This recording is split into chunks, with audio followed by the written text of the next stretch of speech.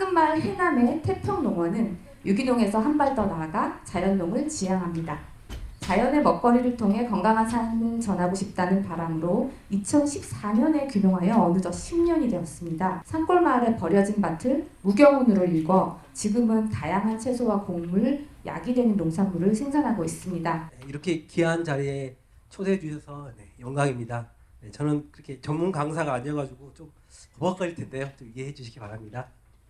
제가 쉽게 짓는 무경운이라고 했던 거는 제가 트랙터가 없으니까 쉽게 시도할 수 있다 이런 뜻에서 해봤습니다.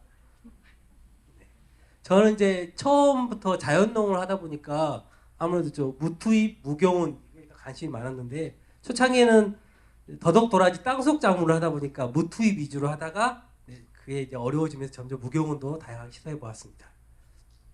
무경운 땅을 갈지 않는 땅을 갈지 않으니까 아무래도 트랙터가 필요하지 않겠잖아요. 제가 무경운을 시작하게 된 동기는 저한테도 기후위기가 왔어요. 제가 4년 더덕을 키우고 6년 도라지를 키웠는데 중간에 이제 망하게 되더라고요. 더덕은 더위에 약하고 도라지는 습해에 약한데 어떤 해는 너무 덥고 어떤 해는 장마가 길도 그러니까 이 더덕 도라지를 하는 게 점점 더 경제적인 타산이 맞지 않아가지고 다른 작물을 시도해보게 되다 보니까 제겐 트랙터가 있질 않았는데 아버지가 있어가지고 한 번씩 빌려 쓰긴 했었는데 이제 더덕 도라지를 하지 않다 보니까 이제 하지 않던 땅들이 점점 많이 있는 거예요. 왜냐면 제가 더덕을 1000평을 하거나 도라지를 1000평을 한다는 소리는 그 뒤에 도라지 밭이 4000평 아니 도라지 밭이 6000평 더덕밭이 4000평이 있다는 뜻이거든요. 4년 6년 키웠으니까. 근데 하지 않겠다니까 그런 땅들이 한 10,000평 있는 겁니다. 근데 트랙터를 구입하려고 그러니까 트랙터를 제가 구입해가지고 그 타사를 맞추는 게 저한테 너무 어렵다는 계산이 서더라고요. 그리고 또 저희 마을이 돌이 많은 밭이에요. 아버지 같은 경우는 적극적으로 돌을 채집해서 그거를 다시 도라지 더덕을 심고 또 캘 때는 쟁기로 깊이 가리를 하니까 돌이 또 다시 나오면 또 이거를 더 채집해서 버리고 이런 작업을 했는데 저는 그게 저가 감당이 안 되는 작업이었어요. 그래서 경험을 하지 않는 밭들이 돌밭이 많으니까 해보자 그렇게 생각했고 또 대출금은 귀농 초기에 대출하는 돈이 한 1억을 했었는데 토지도 사고 뭐 정보도 사고 했는데 이게 한 3년 되니까 돈을 갚아야 되더라고요. 이때부터 아주 경제적인 어려움이 생겼어요. 그래서 돈을 쓰지 않는 방식, 최소한 혼자서 많은 농사를 짓고 비용을 줄이는 방식을 하다 보니까 무경을 하게 되었고요. 그리고 또 현재 제가 가지고 있는 마을 그 밭들이 한 마을에 한 50% 있으면 나머지의 한 40, 50%가 네 군데 마을에 산지에 있습니다. 산지에 있다는 거는 트랙터를 가지고 경험을 하려고 그러면 그 마을에 있는 분하고 친해지거나 아니면 제 트랙터를 운행할 수 있는 또 다른 큰 트럭이 있어야 되는데 그게 다 경제적인 부담이더라고요. 그래서 그러려고 하다 보니까 무경운이 필요했습니다. 그리고 저 다큐멘터리 아까 하셨는데 그걸 보니까 해야겠다라고 좀 확신이 해가지고 그때부터 적극적으로 했습니다. 저는 자연농을 하다 보니까 무투입 비료를 주거나 농약을 주거나 비닐 멀칭을 안 했어요. 그러니까 그런 관점에서 봤을 때 경우는 초기에 풀은 작으니까 씨앗을 넣거나 모종을 끼우면 초기에는 관리가 좋은데 점점 풀들이 빨리 크냐고 많은 양을 발생하면 관리가 어려워서 적재적소에 관리해야 되는 노하우가 필요했고 그러다 보면 집중적인 노동력이 필요했습니다. 제가 이제 과거 했던 게 보면 요즘에는 거의 이게 불가능하죠. 인건비가 제가 했던 6년 전보에서 2배 정도 올랐기 때문에 그리고 그 다음에 이제 잡초를 제거하는 방식으로 뿌리를 자르는 방식으로 했어요. 처음에는 할머니들이 앉아서 했다면 저는 앉아서 할 수 없으니까 서서 하는 방식으로 그러다면서 긁어주기도 하고 처음에 긁어주면 아무래도 잡초가 발화했을 때 어렸을 때 빨리 제거하니까 유용하긴 합니다. 그리고 더덕 도라지 같은 경우는 다년의 작물이니까 그 다음에 봄이 되면 관리를 통해 흙을 퍼올리는 작업도 했어요. 그리고 이렇게 관리를 하고 이런 것도 관리기도 도움이 많이 되는데 혼자 하기에는 나중에 좀 육체적인 노동력이 많이 필요하고 어려움이 있어요. 이렇게 보면 또 콩가 작물 같은 경우에는 경운하고 이렇게 하면 빨리 크니까 그때는 잡초는 늦게 크고 그러는 키 차이를 이용해서 흙으로 덮으면 유용해 좀 더 유연한 방식이긴 합니다. 그 다음에 했던 게 이제 불로 태우는 방식이었거든요. 더덕 도라지 같은 경우에는 발화하는데 3주에서 한 달 정도 걸리니까 잡초 같은 경우에는 비만 오면 며칠 만에 나오니까 그 발화 차이로 해서 완전한 발화가 된 잡초를 죽이거나 아니면 아래 그림처럼 모종을 심었을 때 모종 키가 크고 잡초는 어리니까 그냥 불이 지나가기만 해도 죽습니다. 그래서 이렇게 잡초를 제어하는 노하우가 생겼었는데 이제 무경을 하다 보니까 그런 개념보다는 이 잡초를 있는 걸 인정하고 관리하는 노하우가 필요했어요. 그래야 또 무경을 혼자서 하다 보니까 무경에도 단점이 뭐였냐면 잡초를 인정하다 보니까 많은 면적을 적재적소에 관련한 시기가 좀 넓어졌어요. 그래서 노동이 분산이 가능했습니다. 그래서 그 다음에는 좀 잡초를 관리하는 노하우가 필요가 했어요. 이제 첫 번째 했던 게 뭐냐면 잡초를 관리를 하는데 적당히 키워서 자르자. 왜냐하면 무경 같은 환경이면 작물과 같이 있으면 어렸을 때 빨리빨리 제거해야 되는 거지만 무경을 하다 보니까 도라지밭처럼 도라지 있고 그 옆에 있는 풀을 키워서 자르는, 왜냐면 어렸을 때는 자르기가 힘드니까 키워서 자르는 방식을 했고, 또 작물과 작물 사이에 간격을 좁히고, 그래서 작물 사이에 작물이 풀이 되도록이면 안 나오고 나오더라도 작물에서 좀 치이게. 그 다음에 했던 게 뭐냐면 원래는 한두 두 개 두 줄로 도라지 심었었는데 이 한 줄을 가감히 삭제를 했어요. 그래서 이 애촉이랑 제촉이로 쉽게 풀을 자를 수 있도록. 그 다음에 고구마도 보면 이 간격을 좁히고 양옆을 넓히려 하고, 팥도 그랬고 이렇게 하는 노하우가 필요했었고요. 그 다음에 이제 좀 더 무경원에 관심 갖고 있던 이런 하고 현상에 대해서 알게 됐어요. 밀, 보리, 헤어립치들이 여름이 되면 죽는 거예요. 그 전에 몰랐다가 이제 알게 됐어요. 그래서 이걸 이용해서 이제 풀을 잡자. 즉 이 덕계작물이라 불리는 헤어립치를 이용해서 이 헤어립치가 자라는 동안에는 다른 풀이, 특히 극성을 부리는 바래기 같은 이런 봄에 나온 풀들이 제어가 되니까 풀과 풀을 잡아서 잡초를 관리하는 노하우가 생겼고요. 그 다음에는 이게 호박이면 호박을 심은 어렸을 때는 이 호박 근접풀만 성장에 영향을 줍니다. 그래서 전체를 다 자르는 게 아니고 호박이 자랄 때 이 가까운 데만 자르고, 그리고 좀 더 지나면 호박이 크면 또 자르고, 그러다 보면 나중에는 헤어립치가 하고 현상을 죽으면 이제 전체적으로 자르고, 그래서 성장에 따라 잡초를 관리해서 노동력을 좀 분산하는 방식으로 했습니다.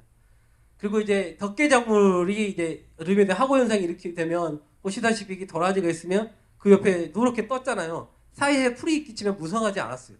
그러다 보니까 이제 보존농법이나 뭐 이런 걸 관심을 찾고 보니까 저는 처음 헤어리비치 하나만 했었는데 보리나 밀처럼 이런 억센 애들을 같이 하면 이 덕계 효과가 높은 걸 알게 됐거든요. 그래서 외국애들은 이렇게 씨앗도 여러 가지 칵테일을 하는구나. 그다음부터 헤어리비치나 보리, 밀, 뭐 호밀 뭐 이런 것들을 더 혼용하는 걸 고민하게 됐습니다.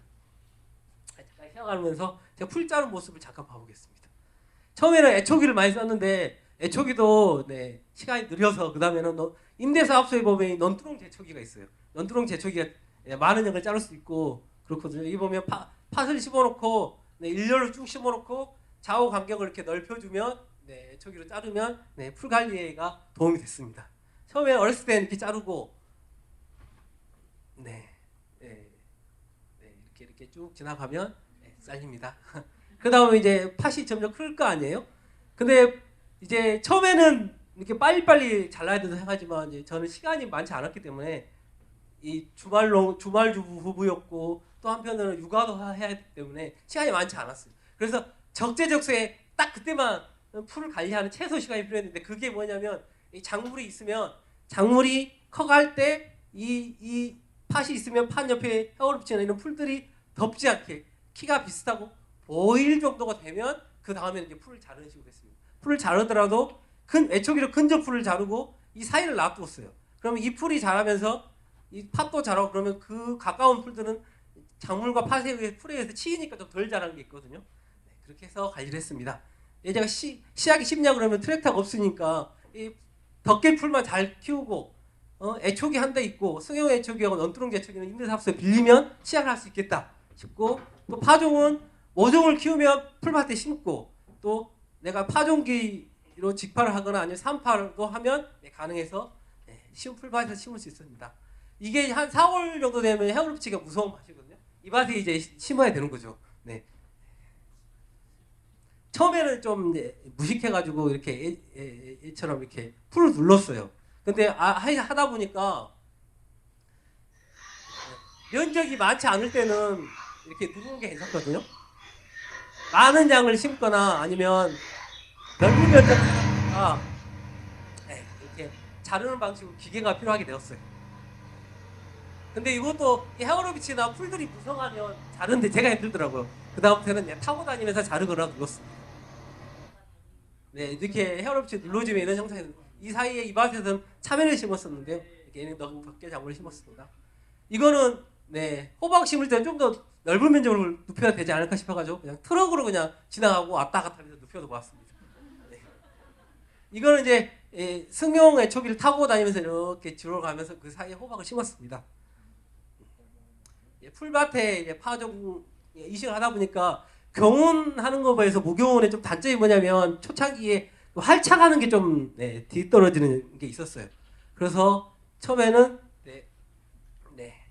모종을 좀 크게 키운 게 저는 하게 되었거든요. 한 59 하던 거를 원형 포트로 좀 더 크게 키우고 128구에 키우는 걸 50구로 더 크게 키워서 좀 모종 자체를 크게 키워가지고 뿌리를 많이 하게 하는 방식으로 했습니다. 그리고 이제 씨앗으로 하는 거는 큰 씨앗은 콕콕 찌르거나 굴려서 심고 무, 녹두 이것도 굴려 심었고 작은 씨 같은 경우에는 굴리거나 이건 아직 정확하게 제가 참깨나 들깨나 산파는 아직 기술이 확보되지 않은데 올해 같은 이게 뿌려서 하는 방식으로 산파로 해보려고 합니다. 산파 방식으로 무 정도 크기까지는 아주 잘 되더라고요. 네, 이거는 이제 식재 도구 한번 봐보겠습니다. 보면 가장 많이 쓰는 게 결국은 이 모종삽을 호미보다는 모종삽이 풀밭에서 적합했습니다. 네, 이렇게 풀을 이렇게 제쳐서 그 안에 심는데 비가 오기 전과 비가 온 후로 봤을 때 비가 와야 됐어요. 이렇게 하려면. 그래서 여기 보면 이 사람이 우비를 입고 있습니다. 비 오는 날 심는 게 심기가 상당히 적합했어요. 비 온 다음에 심어야 땅도 이렇게 잘 눌러주고 이 시기가 중국산인데 이게 튼튼해요. 이 튼튼한 놈을 해야 됩니다. 약한 놈을 하면 안 돼요. 이렇게 삼각 그리고 이것도 이 땅은 원래는 이렇게 잘 박히는데 돌이 많아서 안 박히거든요. 이런 식으로 밟아서 땅으로 이렇게 흙을 패는 방식이라고 감자 이스키 같은 걸로 좀 힘줘서 심을 수 있는 방식으로 해서 이식을 했습니다. 근데 여기까지도 좋은데 작년까지 이렇게 했는데 올해부터는 이제 이런 게 있더라고요. 인사우스 기술에 방식이 비슷해요. 이렇게 땅을 꼭 찌르니까 올해는 이런 식으로 들깨 참깨 같이 50구 정도에 많이 심어야 되는 거 이런 걸로 심어 보려고 합니다.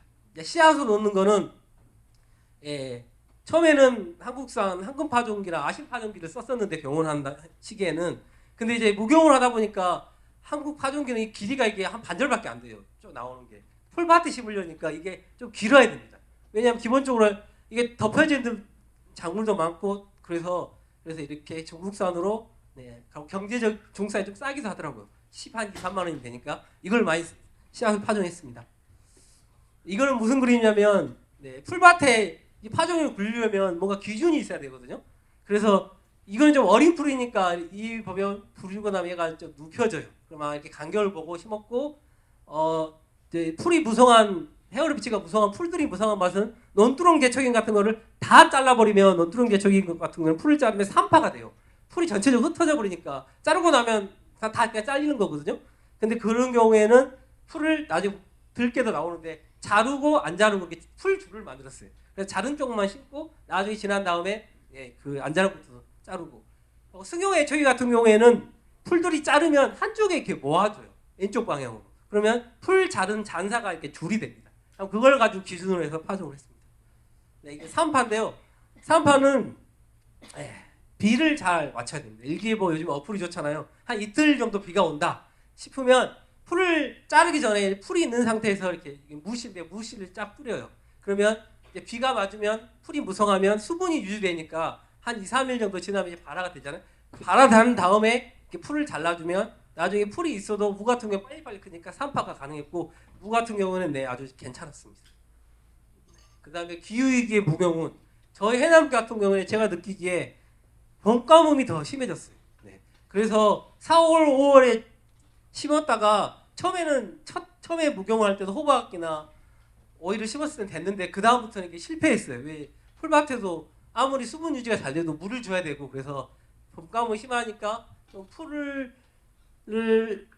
이용해서 수분을 유지하지만 모종을 좀 늦게 심거나 그때는 직파를 고려해야겠다 싶고요. 대려 이제 장점은 뭐냐면 장마가 길어졌어요. 장마가 길어져가지고 무경을 하면 좀 수분 그게 좀 약해서 활착이 어려운데 장마를 이용하면 활착이 아주 도움이 됐습니다. 그리고 비가 많이 오면 겨울하면 토양 유실이 심한데 저는 뭐 토양 유실 될 일이 별로 없거든요. 그래서 이게 장마가 되려 좋아져가지고 장마에 맞춘 농사를 더 적극적으로 하고 있습니다. 저 같은 경우는 비만 오면 드디어 일할 시기가 왔다 생각했습니다. 비 오면 우비 입고 풀 자르러 가고 비 오면 모종 심고 이제 씨앗을 그냥 떨어뜨리기도 하고. 왜냐하면 콩팥 이런 애들은 비가 한 이틀 잘 와주면 장마철에는 발화가 이렇게 됐어요. 네, 그래가지고 씨앗 떨어뜨리기도 하고, 네, 참깨 들깨도 올해는 해볼 텐데 비를 잘 맞추면 그냥 3, 8월 충분히 가능할 것 같습니다. 제가 또 느낀 게 뭐냐면, 네, 모종을 좀 크게 키워야 뿌리가 좋아야 무경우는 좀 활착이 잘 되는 것 같았고, 그것보다는 배추도 해봤는데 모종은 잘 안 됐는데 씨앗으로 하면 어느 정도 크거든요. 직파가 낫겠다 싶고 대륙의 모종을 크게 키워서 게 좋겠다 싶었습니다. 네. 그리고 뭐냐면 아시다시피 이 풀 속에 심으면 풀 속에는 아무래도 다양한 네, 동식물이 같이 살고 있잖아요. 특히나 5월달에 심으면 네, 제가 이제 많이 심어본다고 이제 128구에 오이모종을 키웠다가 네, 3번 심었는데도 잘 안 됐어요. 왜 그러냐면 저희 말로 덧보라지라는 애가 기다리고 있다가 딱딱 짜두더라고요. 네. 그래서 그 다음부터는 이제 모종을 좀 크게 키우는 네, 풀 속에는 벌레가 많아요. 네. 그리고 또 뭐 그 모종을 키울 때 아무래도 상토가 유기질이 들어있으니까 그런 벌레들이 좋아하는 것 같아요. 그리고 제가 좀 이제 많이 이제 좀 성공하다 보면 좀 많이 해보고 싶고 그러다 보면 좀 일찍 심고 싶거든요. 그러다 보면 이렇게 서리패를 입더라고요. 네. 풀밭에는 의외로 서리가 특별히 더 잘 입는 것 같아요. 그래서 일주일 이상 네, 5월에 심으려면 기후가 밤 기온 10일 이상 돼야 서리패가 좀 덜한 것 같습니다. 네, 그다음에 이제 제가 했던 사례들을 네, 네, 앞쪽은 좀 잘 된 것, 뒤쪽은 아직도 고민해야 되는 것도 있어서 사례 위주로 빨리 해보겠습니다. 네, 이거는 이제 무 사진입니다. 제일 처음 했던 게 노가고이 토종오이였어요. 네, 더덕을 캐내고, 네, 캐내는데 이제 한 나중에 보니 그 하얀 부치가 무성해가지고 뭐 할까 생각하다가 어떤 분이 토종오이 씨를 줬는데 그 장마에 물에 크듯이 한단 말이 있잖아요. 그래서 아 내가 한번 물회를 먼저 해보겠거든요. 그렇게 이런 식으로 모종을 키우고 그 심는 데만 둥지를 만들어 심고 이게 자라는 거 키우니까 이렇게 수확까지 네, 했습니다. 지금 생각하면 일찍 심으면 실패하고 장마를 이용하면 성공하고 네, 이거였습니다. 그 다음에 해본 게 뭐냐면 이 다 박가작물 처음 했던 게 많이 심지 않아서 했거든요. 왜냐면 혼자 농사 심기 때문에 처음에는 많이 심는 것 자체도 경운하는 땅보다 무경운 땅 심는 데 시간이 더 많이 들기 때문에 근데 되는 걸 보고 그 다음에 그러면 투입하지 않는 비료고 투입이 많이 되는 호박은 어떨까 싶었어요. 그런데 호박도 됐어요. 지금 생각하면 호박이 되는 이유가 뭐냐면 장마도 맞췄지만 호박은 이게 뻗어가면서 새로운 뿌리를 계속 내려요. 그러니까 경운을 하지 않은 때는 점점점 땅이 좋아지거든요. 그래서 스스로 이렇게 해서 호박도 되더라고요. 제가 애호박도 중간에 했던 거냐면 애호박은 이제 짧잖아요. 이게 보면 아주 네, 하고 현상이 잘 일어나가지고 풀이 얼마 없어요. 그리고 이때는 무려 제가 한 살림의 지역물품에 납품까지도 했어요. 1,000원짜리 애호박으로 많이 해가지고 네, 이게 잘 되더라고요. 호박은 약간 땅이 질고 네, 비만 잘 맞추면 됐습니다. 그 다음에 이제 만차랑 단호박인데 처음에는 만차랑 단호박이 아주 다비성이라고 얘기 들었고 하나에 10평 심어야 된다고 했어요. 그래서 처음에는 만차랑 단호박이 하나에 5,000원이니까 소호수 시험할 때는 살짝 유기 NK 이런 걸 살짝 줘봤어요. 아 그래 되는구나 싶었어요. 그럼 안 주고 어떻게 할까? 네, 노하우가 처음에 이 호박이 커가면 만차랑 단호박은 아주 한 줄로 먼저 뻗습니다. 그러면 그거를 이렇게 삥 돌려서 일단은 멀리 뻗지 않고 이 부분 집중적으로 관리하는 거. 이거는 홍여석 아저씨가 알려준 방식인데 그 다음에 뭐냐면 10평 안에 이거 하나 심었으니까 주변에 풀이 많잖아요. 그러면 풀을 자를 때 애초기로 자를 때 이 작물 중심으로 애초기로 이렇게 돌려서 자라가서 주변 풀을 최대한 모아가지고 덮었어요. 그러면 이 풀들이 죽으면서 퇴비가 되거든요. 이거는 저희 마을에 지금 돌아가셨는데 그 할머니께서 네, 쑥을 이렇게 모아가지고 퇴비를 만드시는 거 보고 이게 뭐냐고 풀퇴비다 그러시더라고요. 이 방법을 알려주셔가지고 했는데 네, 풀퇴비를 하니까 이런 바깥장보다 도움이 되더라고요.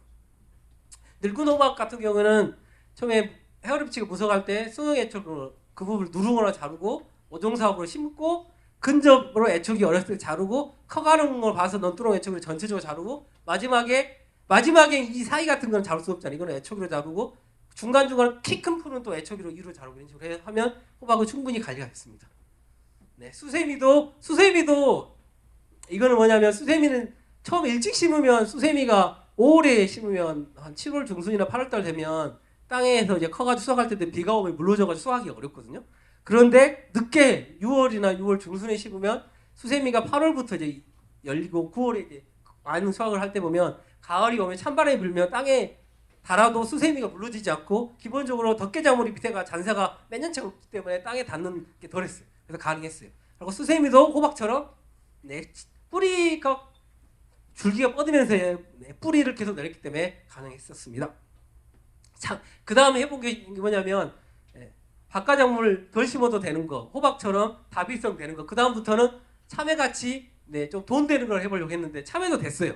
근데 참외의 단점은 뭐였냐면 네, 얘가 특히나 어렸을 때 이 덧보라진 애들이 무척 좋아하더라고요. 그래서 확실히 좀 크게 키워야 되구나. 그 다음에 뭐였냐면 얘가 조금 노란빛이 나면 네, 들쥐들이 그렇게 좋아하더라고요. 그래서 제가 눕혀서 이렇게 심었는데 2번까지는 세는데 3번째부터는 네, 들쥐들 피해 뭐 비가 오고 되니까 호박이 참외가 물러지고 그 다음에 덕이 필요하겠다는 생각이 들어요. 참외도 됐었어요. 네.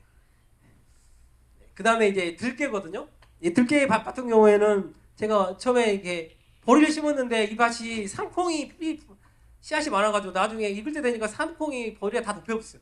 자연적으로 네, 덮개작물로 아주 훌륭하더라고요. 그래서 네, 이 가운데는 넌두렁 대초기를 한번 풀을 자르고 옆에는 남겨놓고 이 사이에 들깨를 심은 겁니다.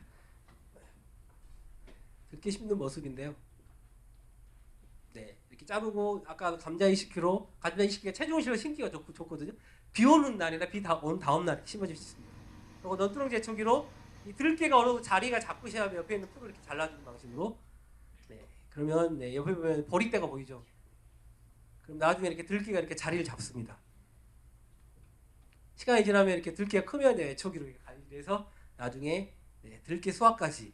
네, 들깨 하면 느끼는 게 뭐냐면 들깨가 너무 늦게 심으면 안 되겠더라고요. 네. 7월 되기 전에 6월 말 정도로 심는 게 들깨 성장에 좋았습니다. 그 다음에 이제 제가 무투입은 쉽다. 땅이 이렇게 된다는 소리는 제가 봤을 때 이제 기존에 있던 태비기가 다 빠지면 이건 경운한 땅인데 무가 이렇게 잘 컸어요. 기본적으로 땅이 어느 정도 만들어지면. 그래서 무투입이 또 무는 쉽다. 왜? 무 같은 경우에 특히 유기농 같은 경우에도 초창이 어렸을 때 벌레 피해가 많아서 한꺼번에 다 벌레가 다 먹는 피해가 있거든요. 그런데 무투입 같은 경우에는 벌레가 먹더라도 많이 안 먹어요. 이상하게. 그래서 알아서 잘 컸습니다. 그야말로 무는 심고 솎아주고 수확하고 이 과정이 됐습니다. 이제 그 다음에 이제 무경운으로 무를 심는데 경운한 것보다 3알 5알 하다가 무경운은 아무래도 풀밭 심으니까 알수를 넓혀야 돼가지고 이렇게 심으면 무경운도 네, 잘 됐습니다. 포식 같은 경우에는 이제 얘를 이용해서 포식을 했었으면 됐습니다. 네, 산파 하는 방식을 보면 네, 무 같은 경우에 네, 풀이 이렇게 채 키가 아주 컸을 때 아니면 억지로 풀을 키웁니다. 산파할 때는 키워가지고 네, 비가 오는 걸 봐가지고 비를 맞추고 네, 하면 네, 무가 이제 한 2, 3일 후에 발화가 되고 풀을 깨끗이 자르면 이제 무가 이렇게 산파가 돼가지고 발화가 되게 잘 됐고요. 여기 보면 이거는 이제 무경을 한 무들은 이렇게 좀 녹색 부분이 많은 편이에요. 왜? 땅으로 많이 안 들어가니까. 이 같은 경우에는 저희 아버지가 한 건데 저는 이제 9월에 심었는데 아버지 같은 경우는 장마가 끝날 무렵에 7월달에 심었거든요. 7월달에 심었는데 무려 얘가 12월달 넘어서 지금까지도 버텼어요. 그게 어떤 차이가 있냐면 일찍 심으니까 8월달에 무더위를 지나면서 이 무가 진짜 수분기가 없어요. 네. 그래서 겨울에 추위도 버티더라고. 단 식용은 좀 어렵더라고. 네. 식용은 어려워요. 그만큼 너무 단단해서. 근데 장점은 있어요. 왜? 이 같은 경우에는 더운 8월을 지났고 아주 추운 한파도 12월도 지났어요. 네, 무차 같은 약용으로는 괜찮아서 예. 그 다음에 알타리 같은 경우는 너무 좋은 게 뭐냐면 무 같은 경우는 심고 한번 솎아야 되잖아요. 알타리는 솎지도 않아도 됐어요. 지금 이바 같은 경우는 참외를 심고 참외가 이제 한 7월 되니까 다 죽고 끝났거든요. 그러면 이제 8월 달에 카마야tum 뭐 이 풀들이 거의 제 허리 높이까지 와요. 뭐 무릎 높이 이상 가면 그 풀을 심을 때 깨끗이 자르고 이제 알타리를 심어봤습니다. 네. 이 풀을 자른 다음에 파종기로 이렇게 두 줄을 굴려서 심었어요. 그럼 이제 발화가 돼서 이렇게 나오죠. 네, 이게 점점 크잖아요. 옆에 풀도 있긴 해요. 근데 가을이니까 풀이 그렇게 극성이지 않습니다. 네, 그뭐 알타리 알아서 더 빨리 커요. 네, 이 사람이 도와줘가지고 했어요. 네, 이렇게 수확까지 하고 또 알타리가 좋은 거는 잎이 있을 때는 잎째 팔고 이제 나중에는 잎은 빼고 이 무처럼 알타리를 보관해서 팔 수도 있으니까 보관도 가능하더라고요. 알타리는 지하말로 네, 파종하고 풀 자르고 파종하고 가만히 놔뒀다가 뽑기만 해서 수확해서 팔기만 했습니다. 알타리를 많이 해도 되겠더라고요. 네, 이제 여기부터는 이제 성공을 하진 않고 아직 숙제 과정에 있던 거. 이제 네, 발화만 잘 돼준다면, 네, 발화가 잘 안 돼가지고 처음에는 겨울에서 심었어요. 겨울 했더니 풀이 너무 많이 많아가지고 제가 아무리 애초기질 잘해도 너무 힘들더라고. 두 번째는 애초기질을 못 하겠더라고요. 그 사이에 거의 뭐 찾는 걸 돋보기 수준으로 찾아야 돼가지고 그 다음 해 같은 경우에는 또 물을 시도를 했는데 모종으로 심었어요. 모종으로 일일이 심었거든요. 심었더니 이게 900평 논이었는데 300평 하니까 하기가 싫더라고요. 너무 지루해가지고 나중에는 수확할 때도 보니까 키도 크지 않아요. 한 반절밖에 안 크더라고요. 이번 먹으면 안 되겠다. 그 다음에 시도한 게 직파를 해봤습니다. 이게 풀이 이렇게 무성해요. 이게 한쪽은 호미를 심었어요. 승용 애초기로 호미를 자르는 모습이고요. 호미를 자르고 나면 여기 보면 알다시피 여기 줄이 있잖아요. 줄을 이용해서 파종기 얘를 이용해서 굴렸어요. 이렇게. 작년에 처음이라 일이 많을 걸 감안해서 간격을 너무 넓게 심어가지고 어려움이 있는데 보면 이렇게 잘하고 있잖아요. 애초기로 한 번 자르고 한 2번 정도 잘랐어요. 이렇게 크고 성량에 따라서 잘라줬어요.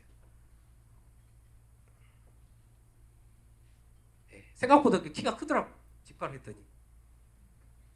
근데 간격이 너무 넓어요. 네, 제가 감당이 안 돼가지고 미리 넓게 했어요. 그때 경운한 다음에 심고는 내가 정말 어려움이 있어가지고 이렇게 잘 자랐는데 900평 중에 150평만 이렇게 이쁘게 발화가 됐어요. 나머지는 자라가 안 돼가지고 힘들었어요. 손을 일일이 잘랐습니다. 그리고 고구마는 딱 한 해만 목용을 해봤는데요. 고구마는 이렇게 두둑을 미리 만들어 놓고 풀을 키운 다음에 심고 그 사이에 있는 풀은 어쩔 수 없더라고요. 손으로 잘라서 잘라줬고 그 다음부터 내가 우거지면 그 다음부터 애초기를 이용해서 관리를 하고 1호 나오는 풀은 애초기를 자르니까 수확까지 됐어요. 그런데 이제 무경을 그 다음부터 고구마 안 한 이유가 뭐냐, 캘 때 보니까 땅을 다시 건드려야 되잖아요. 그래서 별로 의미가 없겠다 싶고 경운하면 좀 더 관리가 쉬우니까 생강 잘 되진 않았는데 되던 해도 있었어요. 생강 같은 경우에는 심으면 싹이 올라오는데 뭐 한 달 반 이상 걸리잖아요. 그러니까 처음부터 이렇게 모종을 만들어 가지고 풀밭에 심으니까 어느 정도 이렇게 되던 해도 있었어요. 안 되던 해도 있고 지금 생각하면 장마가 맞추면 더 잘 되겠다 싶기도 하더라고요. 강황 같은 경우에는 생각보다 훨씬 쉽고 괜찮았어요. 5분 남았어요. 이게 제가 감자도 모종을 심어가지고 했는데 일찍 심어가지고 서리 피해로 다 죽였거든요. 그래가지고 얘가 명아주가 제 키보다 더 큰데 자르고 나와가지고 강을 이렇게 심었습니다. 강도 수확까지 했어요. 그 다음에 팥, 통 이런 것도 풀이 있으면 이렇게 이 사이에 파주기를 굴려가지고 이렇게 발화되고 이렇게 가정에서 자르면 됐었습니다. 단 제가 콩팥 얘네들 안 하려는 이유가, 녹두도 안 하려는 이유가 뭐냐면 혼자 하다 보니까 작곡은 나중에 수확해서도 일이 많더라고요. 어쩔 수 없이 이제 안 하게 됐습니다. 이거 같은 제가 한 게 아버지가 한 건데 얘는 장마철에 진우이 콩인데 씨앗을 이렇게 툭툭툭 떨어뜨리기만 하고 간 거예요. 떨어뜨려도 발화가 돼가지고 이렇게 관리가 해서 수확까지 했습니다. 완두콩도 뭐 당연히 되겠죠. 고추, 가지, 토마토. 제가 이거 얘네들 다 성공하진 않았는데 비닐하우스 안에서 됐어요. 근데 지금 생각해보면 얘네들이 다 더운데 잘 크는 애들이더라고요. 그래서 빨리 심기보다는 좀 늦게 심는 게 좋겠다 이런 생각이 들더라고요. 고추도 이렇게 모종을 크게 키워가지고 심었어요. 처음에 잘 되다가 나중에 봄 가뭄에 잘 안 돼가지고 그 영향으로 나중까지 계속 안 크더라고요. 기존에 했던 더덕 같은 경우는 여기 보면 헤어로 배치를 제가 같이 산판에서 같이 키웠어요. 그래가지고 더덕은 초기에 같이 키우면 나중에 여름 되면 헤어로 배치는 사그라들어요. 그럼 더덕만 있고, 그러면 이 망초 같은 애들은 유독 덕계작물이 다 초덕이 튀어 올라오거든요. 그러면 더덕이 타고 올라와가지고 적당히 타고 올라오고 덮고 이래서 더덕까지 했던 기억이 있습니다. 이제 산파 같은 경우에는 도라지 같은 경우는 특히 1년 차에 손이 많이 가는데 산파를 해가지고 장마에 맞춰서 하면 산파 해가지고 그게 그냥 산파라면서 종구만 생각하는 그 다음부터 관리가 쉬워가지고 올해 이제 저희 숙제는 들깨 찾기도 장마용에 산파를 해가지고 좀 많은 면적으로 해보려고 합니다. 이런 땅은 무경에 좋지 않을까? 보면 점점점 이렇게 크기가 작은 다랭이들은 묵혀 있고요. 고라니 멧돼지 조안도 묵혀져 있어요. 산골이 같은 경우에도 햇빛도 안 좋은 땅, 돌 많은 땅, 간수시설 안 되는 땅 이런 거 무경원으로 하고 이런 땅은 농지 확보와도 좋아요. 그래서 이런 땅이 무경이 더 좋고 이런 걸 잘 확보를 하면 대농도 될 수 있겠다 싶더라고요. 퇴비 비료 어느 겨울할 때 필요했던 저는 목욕을 할 때 녹비작물을 적당히 이용하면 녹비작물이 퇴비를 주니까 그리고 실제로 이걸 많이 경험했어요. 제초 비닐 피복 같은 경우는 덮개작물과 타감, 애초 기능을 적당히 하고 이제 무투입을 하다 보니까 살균제, 살충제 이러면은 병해충 피해는 아무래도 적지 않기 때문에 밭의 생태계나 무투입으로 어느 정도 극복이 됐고요. 땅속 씨앗 같은 경우는 비활용해서 심고 파종하고 생강 감자 같은 거 포트미를 이용해서 단점을 극복하는 걸 해봤습니다. 과연 혼작이 가능할까? 아무래도 경우보다 무경운이 혼작이 더 가능하겠더라고요. 심을 때 제가 몇 가지만 적어봤는데 제가 앞으로 해볼게. 완두콩으로 심을 때 가깝게 안 심고 완두콩 심고 한참 또 완두콩 심으면 이 사이가 넓잖아요. 근데도 옥수수도 심어도 되고 옥수수 크다가 완두콩 수확하면 공간이 있으면 호박 심어도 되고 이런 식으로 다른 작물이 크고 많이 클 때 그 옆에 심고 관리가 되고 또 수확하고 또 심고 이런 식으로 하면 혼작이 충분히 가능했습니다. 제가 올해 같은 경우 이것도 해보려고요. 완두콩 심고 6월에 참깨 심고 7월에 들깨 심고 9월에 가을에 가을무나 무경으로 알타리도 심고 또 완두콩 심고 이렇게 쭉 이렇게 하고 완두콩 홍가작물이니까 그냥 한번 나도 자연농으로 아주 다양하게 효율적인 농사 해보지 되지 않을까 싶습니다. 잡초 같은 경우에도 성격이 다 좀 봄 같은 경우는 빨리빨리 크지만 겨울 작물은 죽으니까 겨울 하더라도 가을에 하는 게 좋겠다 싶고요. 또 계절이 바뀔 때 특히 꽃이 필 때 보면 아무래도 그때가 이제 영양생시 끝나고 생시성장을 할 때잖아요. 그러니까 그때 뭔가 심으면 기존에 있는 제 같은 경우 저는 그렇게 생각했어요. 기존에 있는 작물이 이제 중년 된다 그러면 새로운 작물은 이제 유소년기 내가 원하는 걸 유소년기 심으면 처음에는 중년한테 지는 것 같아도 금방 유소년기가 청년 되면 이긴다. 그런 식으로 하면 효율적인 것 같습니다. 스스로 하는 작물을 뭐 하면 좋겠을까 할 때 저 같은 경우는 바깥 작물을 하는 게 좋았고 산골에는 들깨 참깨 안 거느는 거 이렇게 여러 가지로 혼자 이걸로 마치겠습니다.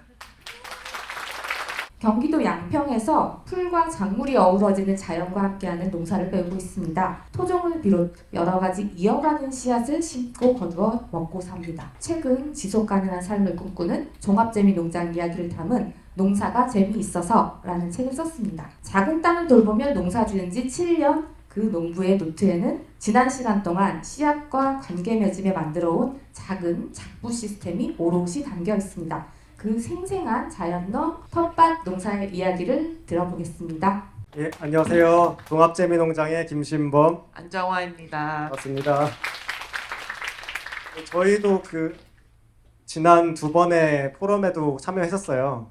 참여 끝나고 나서 이제 집에 돌아가면서 둘이 좀 이렇게 막 들떠가지고 막 있었던 일들 막 얘기 나누고 했었는데 왜 그랬었는가 보면 일단 배울 수 있는 게 너무 많았고요. 농사 시작 전에. 그리고 농부들이 이렇게 생각을 펼칠 수 있는 자리여서 좋았고 또 이렇게 대안 농사를 고민하는 분들의 그런 실천들 이런 것들이 좀 응원받고 지지받는 자리인 것 같아서 저희도 덩달아 이제 기분 좋고 의미 있는 자리로 생각을 해서 그렇게 좀 그런 기분을 느꼈던 것 같아요. 그래서 그런 기분을 그런 자리에 저희가 이번에는 발표를 할 수 있게 돼서 저희도 아주 기쁘고 감사하다고 생각을 하고 있습니다. 그런 마음을 담아서 발표 자료를 준비를 했고요. 제목을 보시면 좀 길죠. 그래서 뭐 무경운, 소규모 자연농, 텃밭 운영, 기록, 키워드가 다양하게 들어있어요. 그래서 최대한 잘 담아 보려고 노력을 했고요. 그래서 저희 이야기 들으시면서 아주 작은 영감이나마 좀 받아가셨으면 하는 바람으로 시작을 해보겠습니다. 첫 번째 기록으로 저희 밭 전경을 보면서 좀 말씀을 드려볼게요. 저희가 2017년 3월에 처음 이사 오고 다음 날 이제 찍은 사진이고요. 저희 집 옥상에서 내려다본 모습이에요. 바로 이제 집 바로 옆에 붙은 이제 텃밭인 거죠. 이런 모습이었고 여기는 이제 개인 농장이 아니라 공동체 텃밭으로 운영하고 있었다고 해요. 그래서 뭐 저 두둑 하나씩 또 2개씩 분양을 해서 쓰고 있었고 그래도 뭐 화학 비료나 농약 쓰지 않고 비닐 멀칭도 하지 않고 그런 방식으로 유기농에 가까운 방식으로 운영을 했다고 하더라고요. 그래서 다행이다. 우리가 추구하는 방식과 잘 맞고 바로 시작할 수 있는 조건이 되겠다. 그런 생각을 가지고 보시는 것처럼 두둑을 그대로 살리고 우리도 화학 비료 농약을 쓰지 않고 비닐 멀칭을 하지 않고 풀과 함께하는 농사를 여기서 시작해 보자라고 해서 농사를 시작을 했습니다. 그래서 이제 같은 해 5월의 모습이고요. 조금씩 다듬어진 모습도 보이고 이제 풀이 막 자라나기를 기다리면서 농사를 이제 본격적으로 시작을 했습니다. 이거는 이제 시간을 건너뛰어서 2022년 2월의 모습이에요. 그 사이에 제가 핸드폰이 좋아져서 사진을 좀 잘 찍게 됐고요. 저희가 농사를 짓다 보니까 아무래도 절기에 대해서 찾아보게 되더라고요. 그래서 도시에 살 때는 뭐 절기는 뭐 전 신경도 쓰지 않았지만 절기를 찾아보면서 전체적인 농사의 흐름, 어느 때 무슨 일을 해야 되는지 그리고 우리 또 그 시골 생활, 시골 살이 같은 것들을 좀 접할 수 있게 됐어요. 그래서 좀 재밌다. 그래서 막 책도 읽어보고 그랬고 그러다가 이 해의 흐름에 따라 2주마다 변하는 이 절기에 우리 밭의 풍경은 어떤 모습으로 변할까 그런 궁금증이 생겨서 2019년 입춘날부터 이제 사진을 막 찍기 시작했어요. 지금 또 계속 찍고 있고요. 22년도에 그런 24절기 저희 밭 전경을 보여드리도록 할게요. 네, 지금 우수 시기죠. 비도 오고 눈도 오고 계속 우중충한 날이었는데 오늘은 다행히 화창합니다. 아까 처음에 말씀드렸던 것처럼 두둑을 그대로 이용해야지라는 거대로 그 두둑을 계속 이대로 쓰고 있어요. 이제 아까 또 설명에 뭐 보존식이랑이란 말도 나왔고 저희는 뭐 설명할 때 그냥 고정형 두둑이라고 말씀을 드리는데요. 고정형 두둑이라는 것은 이제 작물을 심고 거두고 또 다시 심는 그 과정에서 두둑을 무너뜨리지 않고 이 모습 그대로 유지하면서 이제 농사를 짓고 있어요. 그래서 이제 무너뜨리지 않으면서 이제 거기에 풀이나 작물 잔여물 뭐 이런 것들이 쌓이면서 이제 흙의 역사가 쌓여가는 그런 방식이라고 좀 설명을 드리고 있습니다. 여기 보시면 조금 모양이 다른 두둑도 있을 텐데요. 이런 것들은 저희가 조금 다른 형태로 좀 파종하거나 구성해보고 싶어가지고 좀 저희가 삽으로 좀 이렇게 두둑을 다듬어 본 거고요. 이쪽 외부에는 또 좀 이런 모양으로 좀 여러 군데 다듬어서 다양한 방식으로 파종을 해보고 있습니다.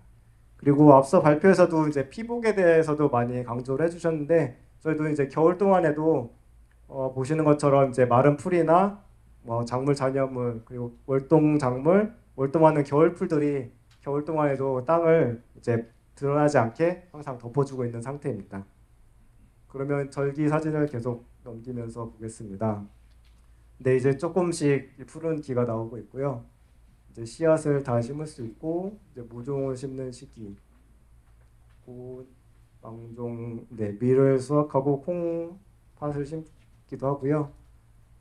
하지와 소서 때 최근 2, 3년 사이에 하지 소서의 폭염 폭우가 계속 번갈아 오면서 조금 힘든 시기를 보냈었어요. 올해는 좀 어떨지 좀 기대가 되는데요. 네, 이런 풍경이고요.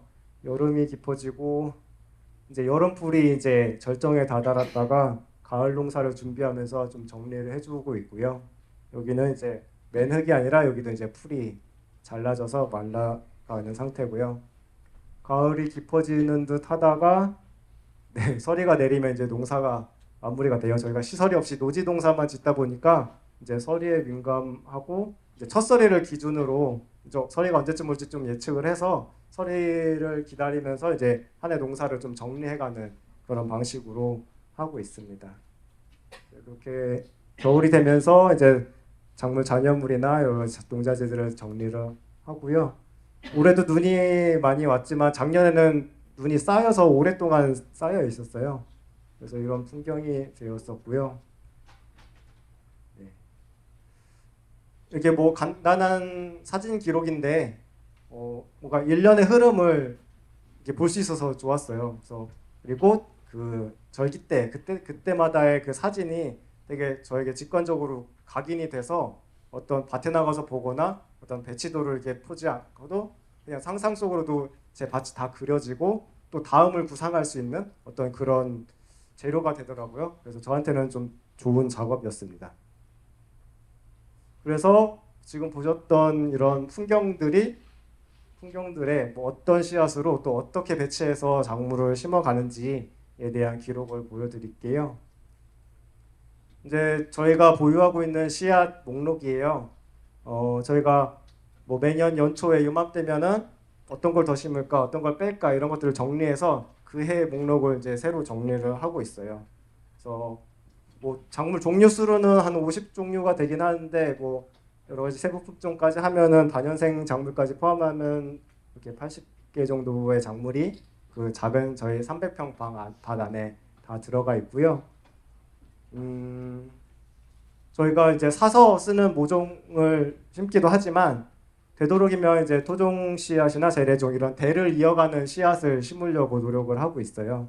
저희 이런 무경운에 풀이 자라고 거름을 많이 주지 않는 밭에서 이렇게 사서 쓰는 씨앗보다는 그 자리에서 적응해서 여러 번 대를 이어가는 씨앗이 좀 더 어울리지 않을까라는 생각을 가지고 있고 그런 것들 조금씩 늘려서 심고 있습니다. 그래서 아까 유병덕 소장님 말씀하신 것처럼 저희 이 씨앗들을 농민 씨앗으로 좀 책임 있게 가져갈 것 좀 목표로 좀 해야 될 것 같습니다.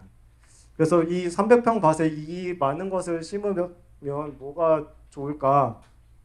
근데 저희의 그냥 개인적인 작업하는 입장에서는 재미가 있어요. 이런 다양한 작물을 먹을 수 있는 재미도 있고 정말 다양한 작물의 모습을 자라는 모습을 보는 재미도 있고요. 또 한편 저희가 이제 여기 생산물들은 마르쉐에 출점해서 판매도 하고 꾸러미에도 이게 보내기도 하는데요. 꾸러미 넣을 때 이제 제철마다 여러 가지 작물을 소량씩 구성해서 보낼 수 있는 장점이 있더라고요. 그렇게 하고 있고 또 아까도 그 오전 발표에도 생물 다양성이나 이런 것들이 많이 얘기되고 있는데 저희의 이 다양한 씨앗과 밭에 있는 다양한 풀들이 같이 조화를 이뤄서 그런 다양성이 주는 그런 회복력이나 그런 안정성이 있으면 좋겠다는 바람으로 계속 이런 다양한 씨앗들을 유지하면서 가고 있습니다. 그래서 네, 저 씨앗들을 어떻게 배치할 것인가. 첫해 그냥 막 마구잡이로 이렇게 대충 손으로 막 그려서 씨앗 배치도를 그렸어요. 처음에는 씨앗도 많지 않아서 그냥 고구마를 막 엄청 심고 이제 뭐 여기 다 심지도 못하고 이제 빈두둑도 있었고요. 이렇게 작성을 해서 이제 첫 농사를 시작했었고요.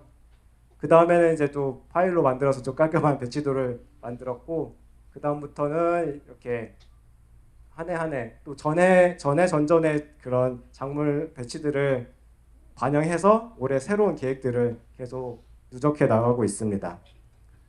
2023년 자료를 좀 자세히 보면요. 네.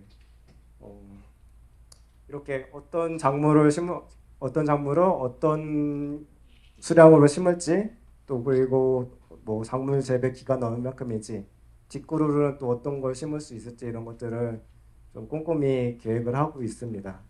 그래서 이 작은 밭이지만 여러 작물이 심겨져 있기 때문에 어떤 그런 뭐 흔히 말하는 연작이나 뭐 이런 것들도 고민을 하게 됐고요. 이런 돌려짓기에 대해서도 좀 찾아봤어요. 근데 그런 어떤 뭐 몇 개의 구획을 정하고 이렇게 체계적으로 순환하는 걸 만들고 싶은데 저희가 첫 단추를 잘못 깨서 그 구조를 만들기가 쉽지 않더라고요. 그래가지고 그런 체계적이진 않지만 그래도 몇 가지 기본 기준을 만들어서 저희 이 작은 바닥에 여러 가지 작물을 돌려 심고 있습니다. 그래서 큰 틀에서는 이제 작물 연작이 많지 않다고 하는 고구마는 대부분 큰 틀에서 그 자리에 두고 이제 고추 이제 가지과 작물과 콩팥류를 그 큰 틀에서 저 새 작물을 돌려가면서 우선 배치를 하고요. 그 다음에 나머지 이제 저게 배치가 되면 그 나머지 작물들을 이제 배치를 하게 됩니다. 보시면 가지고추가 여기에 처음 있다가 이쪽으로 내려가고 그 다음에는 콩이 있던 자리에 가고 그 다음에 다시 콩이 있던 자리로 옮겨가면서 이렇게 네, 배치를 하고 있습니다. 그 다음 여기 팥과 감자가 같이 있는 건 다음 장에서 보시면 감자는 대부분 이제 뒷그루로 김장 채소들 많이 심으시는 거 알고 계실 텐데요. 저희도 그렇게 하고 있고 아니면 7월 초에 심을 수 있는 그런 작은 알들, 쥐누니콩이나 녹두팥 같은 것들을 이어서 심는 방법을 쓰고 있습니다. 2020년까지는 고구마는 그냥 고구마만 심었었는데요. 이때부터는 이제 호밀과 고구마를 수확한 뒤에 이제 호밀을 심어서 그런 피복작물로 쓰거나 이건 올해 처음 시도하는 건데 고구마 심은 뒤에 양파 마늘을 심어서 월동을 시켰고 양파 마늘이 6월 중순에 수확을 하게 되면 이제 고구마를 또 6월 중순에 심는 그런 방식으로 실험해 보려고 하고 있고요.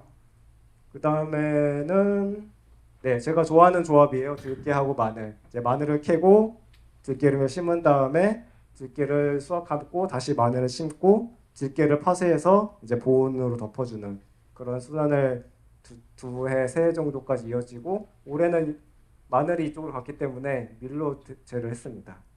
그리고 옥수수는 키가 커서 저희가 이 동쪽이에요. 북동쪽에 계속 자주 심게 됐는데 그래서 저희가 가을 옥수수, 가을에 수확하는 가을 찰옥수수를 심어서 이런 6월에 수확하는 호밀과 밀과 조합도 해봤습니다. 그 다음에는 완두랑 옥수수도 다음 장에서 설명을 드릴게요. 이제 사이짓기의 방식인데요. 우선 완두는 3월에서 이제 6월에 크고 이제 요거는 아까 그 가을 옥수수는 아니고 그냥 일반 옥수수여서 여름에 크기 때문에 이제 4월부터 얘는 8월 말 9월까지 심게 되고요. 그래서 완두가 수확할 때쯤 이제 옥수수가 자라면서 이렇게 되고요. 올해는 여기에 완두를 수확하고 난 뒤에 가을 이제 9월에 쪽파를 심었어요. 이렇게 돼 있고 그 다음에 11월에는 다시 이 옥수수 사이에 월동하는 토종 완두를 심었어요. 그래서 만약에 얼어 죽지 않았다면은 올 봄에 옥수수를 지주대로 이제 크는 완두를 좀 기대해 볼 수 있을 것 같습니다. 그 다음에 이제 오크라와 당근도 약간 시간차와 이제 공간적인 배치를 해본 거예요. 이 둘 간의 어떤 생리적인 어떤 관계가 있는지는 사실 잘 모르겠고요. 오크라는 7월 이후에 키가 많이 크고 공간이 차지해서 이 제식 간격이 60cm 정도로 하고 있어요. 그래서 그 사이가 이제 몇 개월 동안 비어 있으니까 4월에 심어서 7월 초에 수확하는 당근을 배치해 봤고요. 네, 꽤 괜찮은 방법이었습니다. 그 다음에는 섞어짓기 방법이에요. 저희가 최근 1, 2년 사이에 이제 가집과 식물과 땅콩을 같이 심는 걸 실험해보고 있어요. 이건 올해의 모습인데 이렇게 보시면 꽤나 잘 어울려서 컸습니다. 그래서 얘네들도 다 키가 크기 때문에 아래 잎 같은 것들은 정리해주면 그런 대로 땅콩과 너무 경합하지 않고 잘 어울렸고요. 다만 저희 두둑이 간격이 너무 좁아서 이제 수확할 때 불편한 점은 있었는데 네, 그런 공간만 잘 확보해서 배치를 한다면 충분히 좋은 조합이라고 볼 수 있을 것 같습니다. 다음 보시면 여기는 처음 시작했던 게 이제 토마토와 땅콩의 조합이었어요. 이런 이 공간적인 배치로 봤을 때는 저는 이 토마토 땅콩 조합이 더 좋다고 좀 생각이 들고요. 왜 이렇게 같이 섞게 됐냐면 저희가 아까 씨앗 목록 보셨던 것처럼 되게 여러 가지고 저희가 토종 씨앗 새로운 씨앗을 막 더 심고 싶다 보니까 다른 걸 먼저 배치하고 보니 땅콩 심을 자리가 없는 거예요. 원래는 이제 땅콩이나 이런 것들을 따로 심었었지만 그래서 땅콩은 포기하기 싫은데 어떻게 될까 해서 그런 섞어짓기 조합을 찾아보게 되었고 땅콩과 토마토의 조합이 있다는 걸 알게 돼서 이렇게 처음 이걸로 시도를 했고 그 다음에 가지랑 고추랑 조합도 올해 처음 시도를 해봤습니다. 작년에 네, 시도를 해봤습니다. 그 다음에 아까 발표에도 나왔던 이제 옥수수와 호박 조합인데요. 네, 이렇게는 한 번밖에 안 해봤지만 괜찮았던 조합이었고 여기서 배웠던 점은 저희가 그 전에는 이제 덩굴콩인 동부와 조합을 한 적이 있었어요. 근데 동부가 세력이 너무 센 동부였던 거예요. 그래서 옥수수를 타고 올라가서 막 쓰러트리는 정도로 그렇게 했거든요. 그래도 이 호박도 사실 타고 올라가서 호박이 무거워서 이렇게 누르는 경우도 있었고, 그래서 이렇게 작물 배치를 할 때 약간 그런 품종의 특성, 조금 덩굴을 예를 들면 덩굴을 약한 뭐 그런 것들을 심는다든지 그런 것들을 좀 연구를 해봐야겠다라는 좀 경험을 하게 된 그런 섞어짓기 방법이었습니다. 그 다음에는 저희가 아까 여기 쪽이 동쪽인데 저희가 큰 산수유나무가 이렇게 이쪽에 그늘을 들이우고 있어요. 긴 시간 그늘이 있어서 다년생 작물들을 배치를 해봤습니다. 그래서 저희가 대를 이어가는 씨앗도 이게 중요하게 생각을 하지만 이렇게 스스로 자라고 또 해를 보내는 이런 작물들을 배치하는 것이 또 이것 또한 그런 무경운의 어떤 자연스러운 밭에서 활용할 수 있는 방법이 아닐까? 그리고 작년 포럼에서도 이제 얘기됐었던 먹거리 숲과 관련해서 저희도 이제 다년생 먹거리 숲으로서 그런 공간을 좀 마련해 보고 싶어서 이렇게 나무 주변으로 해서 네, 배치를 해봤습니다. 네, 그 다음에 고라니 피해 다들 고민이 많으실 텐데요. 저희도 그 중반까지는 작물 하나하나마다 이렇게 방지를 했었어요. 그리고 해가 갈수록 더 많이 찾아오고 그래서 좀 고민 끝에 좀 미안하지만 이 안전지대를 좀 만들어서 이 안에는 고라니들이 좋아하는 작물들을 중심으로 심었고요. 바깥으로는 뭐 100% 그렇게 할 수는 없었지만 고라니들이 좀 잘 안 먹는 것들을 중심으로 배치를 하는 방식으로 해봤습니다. 그 다음에 네, 이렇게 어떻게 배치한지는 알겠는데 그렇다면 풀이 있는 무경밭에 어떻게 씨를 넣을 것인가 사람들이 궁금하지 않을까라고 안정화 씨가 제안을 해서 이 내용을 넣었고요. 아까 강태형 농부님이 너무 다양하게 재밌게 설명을 해주셨어요. 네, 저희가 하는 방식을 좀 간단히 설명을 드리겠습니다. 저희는 뭐 책을 아실 수도 있는데 가와구치 요시카즈의 자연농 교실이라는 책이 있어요. 저희 그 책을 보고 대부분 그 방법을 많이 반영을 해서 저희가 시행을 하고 있습니다. 그래서 기본적으로 보이는 이제 톱낫이라고 하는 부추낫이라고도 하고요. 이 작은 낫 하나로 작업을 하는데요. 이렇게 풀이 자라고 있을 때 심지 않는 공간은 거칠게 잘라내고 심는 공간은 뽑지 않고 이제 베어내서 작물이 자랄 수 있는 최소한의 공간을 만들어줍니다. 뭐 돌이나 뭐 다년생 풀 같은 것들은 제거를 해주기도 하고요. 이런 공간을 만들어서 씨앗을 심습니다. 이쪽에 보시는 것 이렇게 이런 모습이 되고요. 여기에서 이제 여기에 씨앗을 심게 됩니다. 그리고 이제 흙을 노출하게 되면 아무래도 수분 증발이 많이 되기 때문에 아래처럼 파종 후에 이게 풀을 덮어주기도 해요. 손이 많이 가는 작업이긴 하죠. 그 다음에 오른쪽은 이제 물을 심은 왼쪽은 물을 심은 사진인데요. 이제 봄 작물이 끝나고 여름 풀이 이제 무성하게 다 자라도록 두었다가 이제 무 심기 직전에 두둑 전체를 이제 풀 관리를 하고 물을 파종한 모습입니다. 네, 이런 쪽파 같은 경우에는 아까처럼 큰 그렇게 공간을 마련하지 않고 여기만 살짝 흙을 열어서 넣어주는 방식으로도 할 수 있고요. 이렇게 알아서 뾰족하기 때문에 풀을 뚫고 올라옵니다. 모종도 마찬가지로 이런 공간을 마련해 준 뒤에 심고요.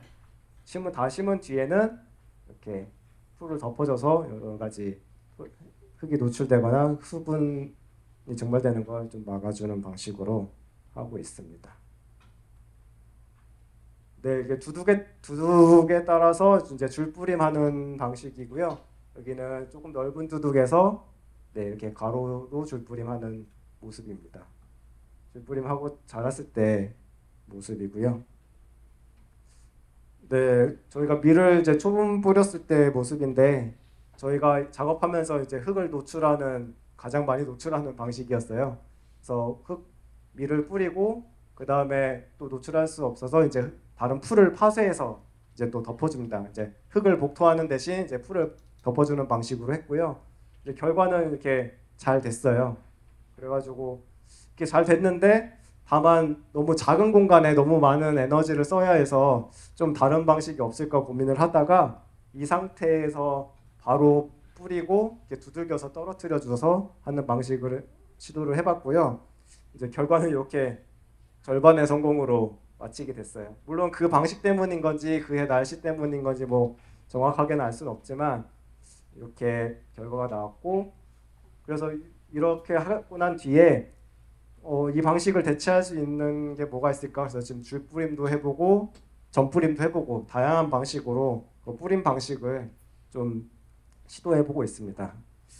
그리고 아까와는 다르게 저희가 너무 계속 쭈그리고 일을 하고 있죠. 그래서 이거 저 방법으로 못 하겠는데 라고 생각을 하실 수도 있을 것 같은데, 이거는 모르겠어요. 저희가 그냥 선택해서 저희 몸에 익숙해져서 하는 방식이고요. 아까 보셨던 다른 방법처럼 다른 도구나 이런 것들을 활용해서 다양한 방식으로 이렇게 시도를 무경운 밭에 파종하는 것들을 시도를 해보셨으면 좋겠습니다. 그래서 이제 저희는 이런 방식으로 이제 한 해 한 해 계속 농사를 짓고 있고요. 그래서 매일매일 작업 일지를 쓰고 있어요. 작업 일지도 쓰고 연말이 되면 이제 저희 둘이서 이제 연말 평가회의도 하고 그렇게 하고 있는데, 그런 내용들 뭘 기록했는지 그런 것들은 또 안정화 씨에게 이야기 들어보도록 하겠습니다. 저희가 이제 듣기로 강태양 농부님은 규모가 조금 있으시다고 해서 얼마나 쉽고 재밌는 그 농사 이야기를 들려주실까 하다가 이제 저희에게 주어진 제목 자체가 이제 그 기록과 소규모 무경운 텃밭 이런 키워드가 있기 때문에 저희는 이제 작은 규모에서 이제 여기 이제 농부님도 계시고 소비자분들도 계시고 할 테니까 이제 좀 작은 규모에서 손으로 시도해 보실 수 있는 부분들을 좀 더 보여주면 좋겠다 싶어서 이런 얘기들을 좀 더 중점적으로 보여드렸고요. 제가 맡은 부분은 이제 그 저희가 해왔던 작업 기록물들입니다. 저희는 농사공책이라고 이제 공책이 하나 있어요. 그래서 보시면 이거는 농사공책 2018년부터 2020년까지라고 되어 있는데요. 저희가 농사를 잘 모르고 시작을 하다 보니까 어떻게 무엇을 해야 될까 이런 고민들도 많이 생겼고, 그렇다 보니까 이제 자세하게 기록을 하게 됐어요. 그래서 그 전해에 무엇을 했는지, 뭘 해줬을 때 결과가 좋았는지 이런 것들을 기록을 남겨야지 나중에 알 수 있더라고요. 그래서 계속 기록을 남긴 거고, 여기 이제 목차를 보시면 처음에 이제 가지가 있고요. 이게 2018년에 썼던 가지 내용이고, 그 종이가 다 된 다음에는 69번으로 가서 그 다음에 이제 가지 내용이 있었어요. 이런 식으로 해서 몇 년간에 걸친 저희 이제 기록들을 이렇게 남겨봤습니다. 그래서 그 페이지로 가면 이제 작물 이름과 내용이 적혀 있어요. 여기 이제 두 가지를 저희가 스캔을 해야 하는데, 여기는 완두고요. 이쪽은 오이예요. 그래서 저희가 아무래도 토종 씨앗을 심다 보니까 토종 씨앗도 종류가 다양하잖아요. 그래서 어떤 토종 씨앗인지 누구한테서 받았는지 이런 것들을 기록으로 남기는 게 중요하겠더라고요. 그래서 이제 완두 쪽을 보시면 이제 노랑 완두 2017년 3월 토종이 자란다 영암 임진희 농부님 거, 그리고 붉은꽃 완두 2018년 토종이 자란다 양양 김혜영 농부님 씨앗을 받아서 저희가 심어 온 거고요. 보면 이제 3월 20일 날 노랑 완두 파종을 몇 구를 했고 여러 가지 작업 내용들이 적혀 있습니다. 뭐 꽃을 언제 확인했고 비가 와가지고 오주맥비를 줬고 이런 얘기들이 있고요. 그러니까 저희가 농사에 익숙하지 않다 보니까 이런 걸 남겨놓으면 다음 해에 이제 3월에 완두를 심고 나서 4월 됐을 때 뭐 해야 되지? 이럴 때 이제 그 전해의 기록을 들춰보면 확실히 도움이 되더라고요. 그래서 이제 오이도 그렇고 전체적으로 작물 이름, 출처와 이력, 작업 내용 순으로 이렇게 작업 일지 그리고 농사 공책을 적어봤습니다. 그래서 이런 식으로 하다 보니까 작물 종류가 많아지면서 이제 노트가 점점 두꺼워지더라고요. 그러고 이제 한 해가 지날 때마다 그래서 이제 올해는 어땠어? 그리고 저희가 아무래도 규모는 작지만 마르쉐에서 판매를 하고 꾸러미가 나가다 보니까 이건 꾸러미로 나갔을 때 좋더라. 아니면 이거는 판매했을 때 사람들 반응이 좋더라. 조금 더 심어보자. 이런 얘기들을 하는 시간이 필요했어요. 그래서 연말에 이제 같이 모여서 회의를 하게 됐는데, 제가 연필로 쓴 노트라 사실 선명도가 좋지는 않은데요. 첫 해, 둘째 해는 사실 되게 짧았어요. 한 2-3시간 앉아서 뭐 이거 조금 더 심어보자 이 정도였는데, 이제 해가 갈수록 작물 종류가 많아질수록 회의가 길어져가지고 지금은 이제 하루에 2-3시간씩 한 2-3일 하기도 해요. 그래서 가끔 그걸 인스타에 사진을 올렸더니 도대체 너네 무슨 얘기를 하냐 이걸 궁금해하시는 분들이 많아서 오늘 이제 조금 가져와 봤고요. 이게 3년치 이제 회의를 했을 때 제가 기록을 했던 내용들이고요. 이렇게 작물별로 어땠는지, 뭐 수확이 어땠고, 이거는 조금 더 키워보자. 아니면 이 씨앗은 이제 더 이상 안 되겠다. 아니면 이 종류는 다른 농부님한테 씨앗을 다시 구해보자. 이런 식의 기록들이 남아 있습니다. 그래서 되게 열심히 기록을 했다고 생각을 했는데도 해가 지나서 다시 그 연말에 평가를 할 때 보면 저희가 이제 똑같은 얘기를 하고 있을 때가 있더라고요. 그래서 내년엔 이렇게 해보자 했는데 그 다음에도 앉아서 내년엔 이렇게 해보자 이런 얘기를 똑같이 하고 있는 거예요. 그래서 이게 이렇게 이제 1년 1년 지나가는 걸로는 우리에게 이제 다 기억이 되지 않고 효과가 없을 수도 있겠다. 그럼 이거를 기록이 쌓일 수 있게 어떻게 만들 수 있을까 이런 고민을 하다가 이제는 그 컴퓨터를 이용해서 데이터를 조금 정리를 해봤어요. 그래서 이렇게 보시면 이게 저희 밭 내용이고 여기는 저희가 이제 근처에 작은 밭을 또 빌려가지고 농사를 지었는데 그 두 군데에 대한 내용을 이렇게 정리를 해봤습니다. 그래서 좀 자세히 보면 저희가 이제 여기 2022년, 23년 내용을 조금 더 확대를 해봤는데요. 22년에 이렇게 보면 21년보다 서리가 더 이르게 왔다. 역대급으로 빨랐다. 가을 작물에 대해서 식재, 수원, 보온 방식 등에 대해서 고민을 해봐야겠다. 그리고 2022년에 봄 가뭄으로 선녀벌레가 심했고 산딸기에도 벌레가 심했다. 이런 내용들이 있고요. 23년은 보면 초봄에 비가 일주일에 한 번씩 잘 왔고 6월에 폭염이 왔다. 여름에 비가 너무 무섭게 왔고 7, 8월에 폭염주의보와 경보가 30일 동안 있었다. 9월 초까지 엄청 덥고 폭우가 한참 왔다. 이런 식으로 이제 그 해에 저희에게 어떤 일이 일어났는지 좀 기억에 남는 것들을 기록을 해 두었습니다. 그래서 이런 것들 이렇게 이제 전체적인 그 해 인상을 기록을 한 후에는 여기 앞에 보시면 이제 몇 가지 탭이 이렇게 있어요. 그래서 작물별로도 이제 기록을 해봤는데요. 아까 노트로 보셨던 그 완두 내용을 이렇게 그 시트에 정리를 해본 거예요. 그래서 아까 얘기했던 그 출처가 이렇게 나와 있고요. 2017년, 18년 이런 식으로 처음에는 저희가 정말 평가가 간단했거든요. 토종 완두로 힘내보자 이 정도였는데 이제 뒤로 갈수록 말이 많아지기 시작을 했어요. 그래서 2021년에는 뭐 월동 본파종으로 나누어 심은 것도 좋았다 이런 식으로 저희의 이제 방식에 대해서 평가도 있었고 이제 드디어 이렇게 한 효과가 있었던 게 이제 2022년에 저희가 보면 이 보리완두는 장영란 선생님한테서 받아온 씨앗이었는데 그때 밀하고 보리완두를 이제 같이 심으신 걸 저희가 봤었거든요. 그래서 첫 해에는 이제 되게 소량 씨앗을 가져와서 그냥 이제 보리완두만 심었었고 그래서 저희가 이제 평가를 하면서도 밀재배에 익숙해지면 이제 같이 심어보자 저희가 봤던 대로 그렇게 이제 평가를 했었고 드디어 2023년 이제 그렇게 해본 거죠. 그래서 저희가 고라니 방지 망을 해놨는데 망과 밀 사이에 이제 보리완두를 심었고 얘네들이 망에 잘 붙어서 밀과 망 사이에 잘 붙어서 컸는데 밀과 완두가 서로 수확 시기가 맞지 않아서 나중에 이제 작업이 좀 불편했다 이런 기록들이 있습니다. 그러면 이제 저희는 다시 이제 보리완두를 심는 방법을 고민을 해보겠죠. 그래서 이런 식으로 저희의 이제 쌓여가는 이야기들이 저희 농사 방식에 좀 도움을 주는 이런 것들을 보여드리고 싶었고요. 그래서 이런 기록들이 별거 아닐 수도 있지만 잘 모르는 그러니까 저희가 저희처럼 농사를 처음 시작하는 사람들에게는 어찌됐든 이제 쌓여가면서 도움이 되는 부분들이 있더라고요. 그래서 그런 얘기를 해드리고 싶었고 이제 앞서서 이제 풀 관련 얘기들이 되게 많이 나왔는데 지금 살짝 덧붙이는 얘기로 풀에 대한 얘기를 조금 더 해드릴까 합니다. 저희가 이제 양수리에 있는 두물문 농장이라는 데서도 일을 하는데 그 소비자분들이 같이 와서 자원봉사로 일을 하거든요. 그러면 이제 막 일주일에 한두 번 오시지만 그 감성이 모두에게 공동적으로 있어요. 도시 사는 분들도 그걸 되게 같이 가지고 계시나 봐요. 풀 너무 지겨워.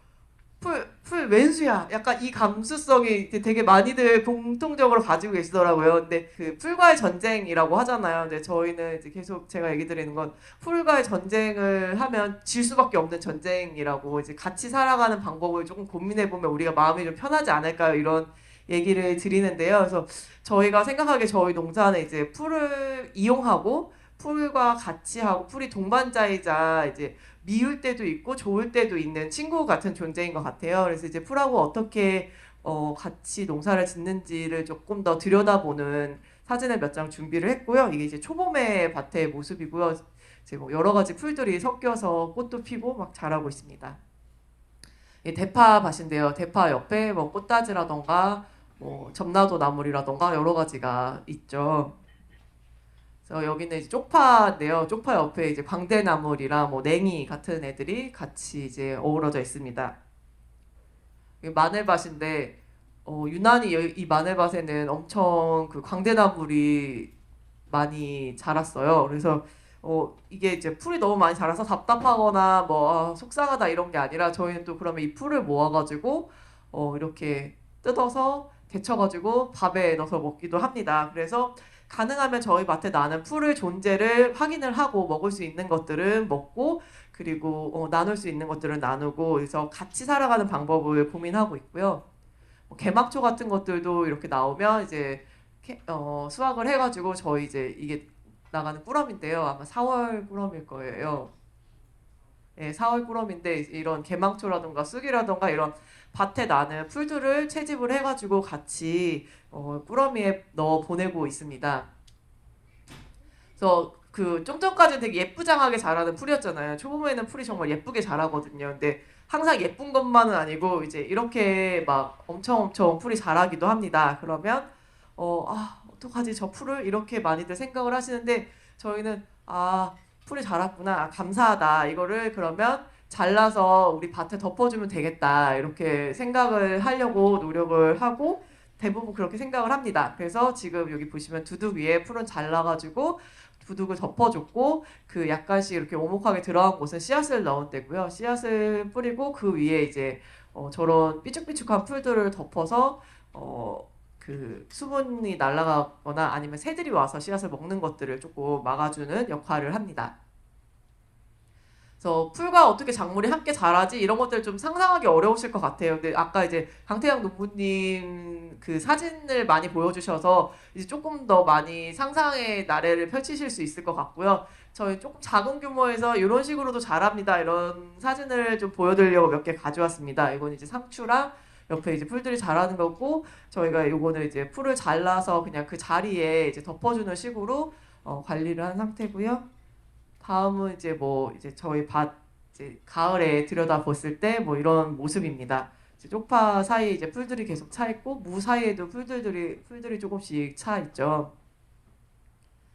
그리고 여기는 이제 상추랑 대파랑 상추랑 이런 식으로 저희가 대파를 옮겨 심었는데 그 공간이 조금 넓어서 저희 상추를 이렇게 같이 심으면서 늦가을까지 관리를 했던 모습이고요. 그 다음에는 이제 홍갓 심었던 자리인데요. 홍갓도 이제 이게 늦가을이라 풀이 워낙 막 성하지 않을 때라서 그냥 심고 초기에만 풀 관리를 조금 해줬을 때 이제 늦게까지 이렇게 잘 크는 모습을 볼 수 있었습니다. 그래서 저희가 아까 얘기했듯이 이제 토종 씨앗을 많이 키워요. 이런 농사를 하다 보니 씨앗을 받고 다시 그 씨앗을 심는 게 더 잘 이 농사에 맞다고 생각해서 그렇게 키우고 있고요. 그러다 보니까 저희가 생각하지 못했던 즐거움을 또 하나 얻게 되는 것들이 농사의 정말 아름다운 부분들을 많이 보게 됩니다. 아까 초봄에 이제 다양한 풀꽃들이 작물과 함께 자라는 그런 아름다움도 있지만 농작물의 꽃을 보게 되는 그런 아름다운 순간들을 많이 경험하게 되는데요.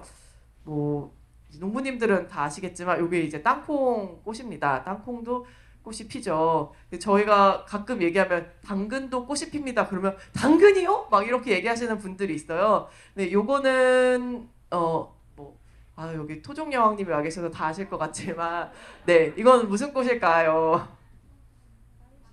네, 여기 상추 꽃입니다. 보통 상추 이제 잎사귀 뜯어먹고 끝일 것 같지만 씨앗을 받으려면 이제 꽃대를 올리고 꽃을 피우고 그게 연글어서 마를 때까지 기다리게 되죠. 그래서 그 과정들이 저희한테는 또 하나의 즐거움이자 이야기가 되는 것 같아요. 여기도 이제 꽃을 한 번 더 준비를 해봤는데요. 얘는 이제 그 옥수수를 머리끄댕이를 잡았던 저희의 개파리 동부예요. 개파리 동부는 정말 힘이 세요. 옥수수가 허리가 막 휘어요. 그리고 똑같이 이제 보라색 톤으로 톤온톤으로 좀 맞춰봤습니다. 여기 이제 보라색 예쁜 꽃이 있는데 이거는 무슨 꽃일까요? 네, 묵꽃입니다. 묵꽃이고 진짜 벌이랑 이런 곤충들이 너무너무 좋아해요. 그래서 아까 혹시 이제 저희 그 밭 지도를 보면서 느끼셨을지도 모르겠는데 갑자기 뜬금없이 밭 구석에 막 쥐꼬리무 근데 3월부터 6월 이렇게 표시되어 있거든요. 그런 애들은 저희가 물을 다시 심어서 이렇게 씨앗을 받는 그런 것들도 지도에 표시를 해둡니다. 그래서 이런 식으로 저희가 이제 농사를 지으면서 뭐 작물을 수확하고 그걸로 이제 팔고 저희가 먹고 이런 것들이 사실은 기본이지만 저희가 농사를 지으면서도 느낄 수 있는 되게 많은 다양한 즐거움들이 있고 보람이 있고 저희가 얻을 수 있는 것들이 있다라는 얘기를 또 한번 드리고 싶었습니다. 그래서 이 발표를 준비하면서 이제 신범 씨가 최근에 읽었던 책의 이 문장을 같이 나눴으면 좋겠다고 얘기를 하더라고요. 그래서 제가 그냥 한번 낭독을 하고 마치도록 하겠습니다. 식물들이 자라는 이 땅을 우리는 소중히 여긴다. 참으로 소중히 여긴다. 이 작은 땅이 지닌 가치와 유익함은 결코 작은 것이 아니므로. 네, 감사합니다. 참 재밌는 현상은 그겁니다. 참 지긋지긋하게 농사를 지으면서도 농민들을 만나면 또 농사 이야기만 하시더라고요. 그래서 오늘 그러니까 장 과장님께서 굉장히 열정적으로 했는데 아마 다 까먹고 다 지금 적으신 거죠. 아 올해 입시 성공, 아 올해 농사 성공. 그래서 막 엄청난 정보들을 막 얻어가시는 그런 느낌이 들었고 그리고 우리 그 종합재미 농원 맞죠?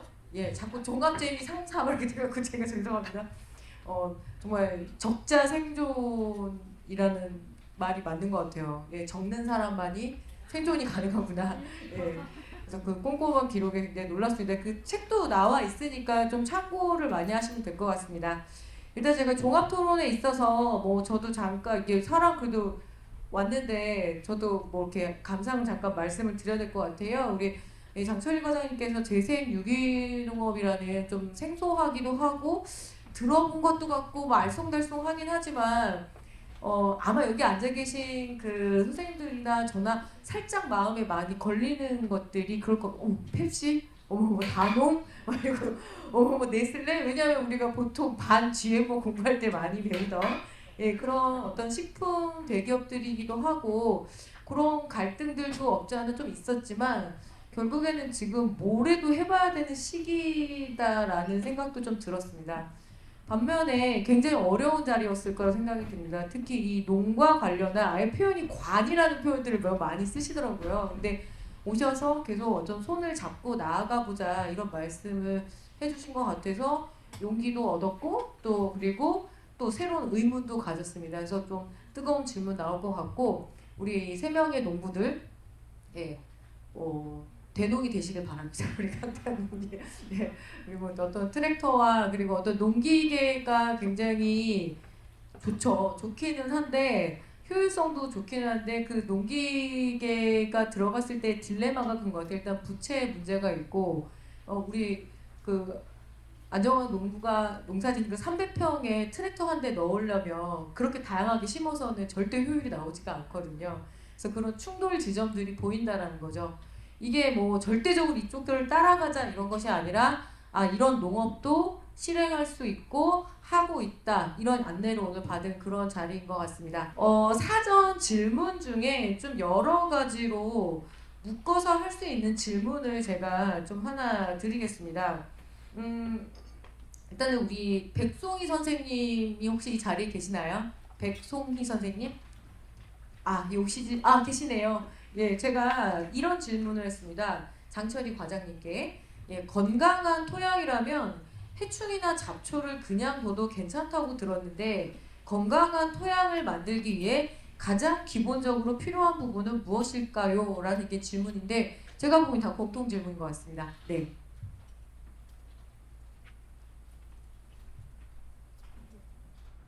유기농에서는 그렇죠. 어느 정도 해충 뭐 이렇게 둬도 된다고 하는데 무한정 두는 건 아니고요. 내가 감수해낼 수 있는 정도. 자, 감수해낼 수 있는 정도라는 거는 내가 올해 예를 들어서 재생유기농업으로 하는데 관행보다 내가 지금 전환 1년 차에는 수확량 70%까지 감량은 내가 뭐 감수하겠어 했다면 70%까지는 그냥 희충을 그냥 둬도 돼요. 그런데 70%보다 더 다운될 것 같다 하면 내가 어떤 수를 써서라도 물론 이제 화학적인 농약, 비료 이런 걸 제외한 다른 수단들을 통해서 이제 그거를 관리하려고 해야 되는 거고요. 자, 건강한 토양 한마디로 얘기하면 유기물 함량이에요. 이거는 그냥 제 개인적인 이야기도 아니고 모든 유기농업과 관련해서 가장 중요한 기본적인 것들이 유기물 함량을 최대한 내가 끌어올리려고 하는 노력인데 그게 쉽지 않거든요. 그래서 건강한 토양은 유기물 함량을 끌어올리는 거다. 적정선까지 이렇게 답변 드리고 싶습니다. 네, 그렇다고 합니다.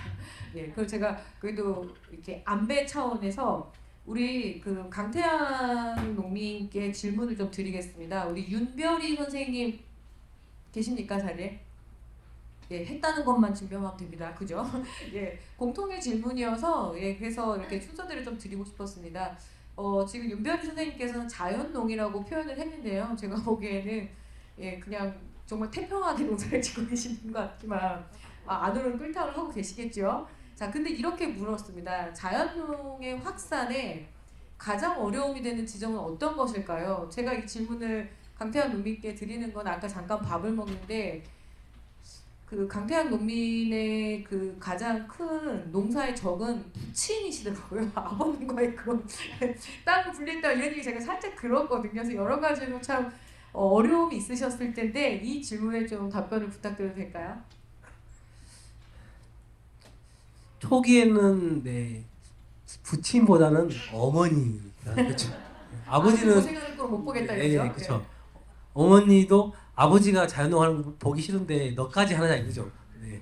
그래서 그때도 그러고 지금도 그러고 그거 계속해서 크게 돈 될 것 같지는 않으니까 어머니는 현실적인 이유를 많이 하셨고 그 다음에 뭐 네, 아내도 아무래도 현실적인 이유가 있으니까 그리고 이제 자연농 확산은 쉽게 말해서 크게 먼저 시도한 사람이 그렇게 많지 않았던 것 같아요. 그래서 정립이 돼 있지 않고 저도 이해도 안 됐고 그러니까 뭐 한 단일 작물을 계속 쭉 하면 더 정립이 쉬웠는데 저는 나중에 이걸 좀 보급하려면 뭔가 자료가 필요하겠다 싶어가지고 다양한 작물을 하다 보니까 더 다양하게 실패를 했어요.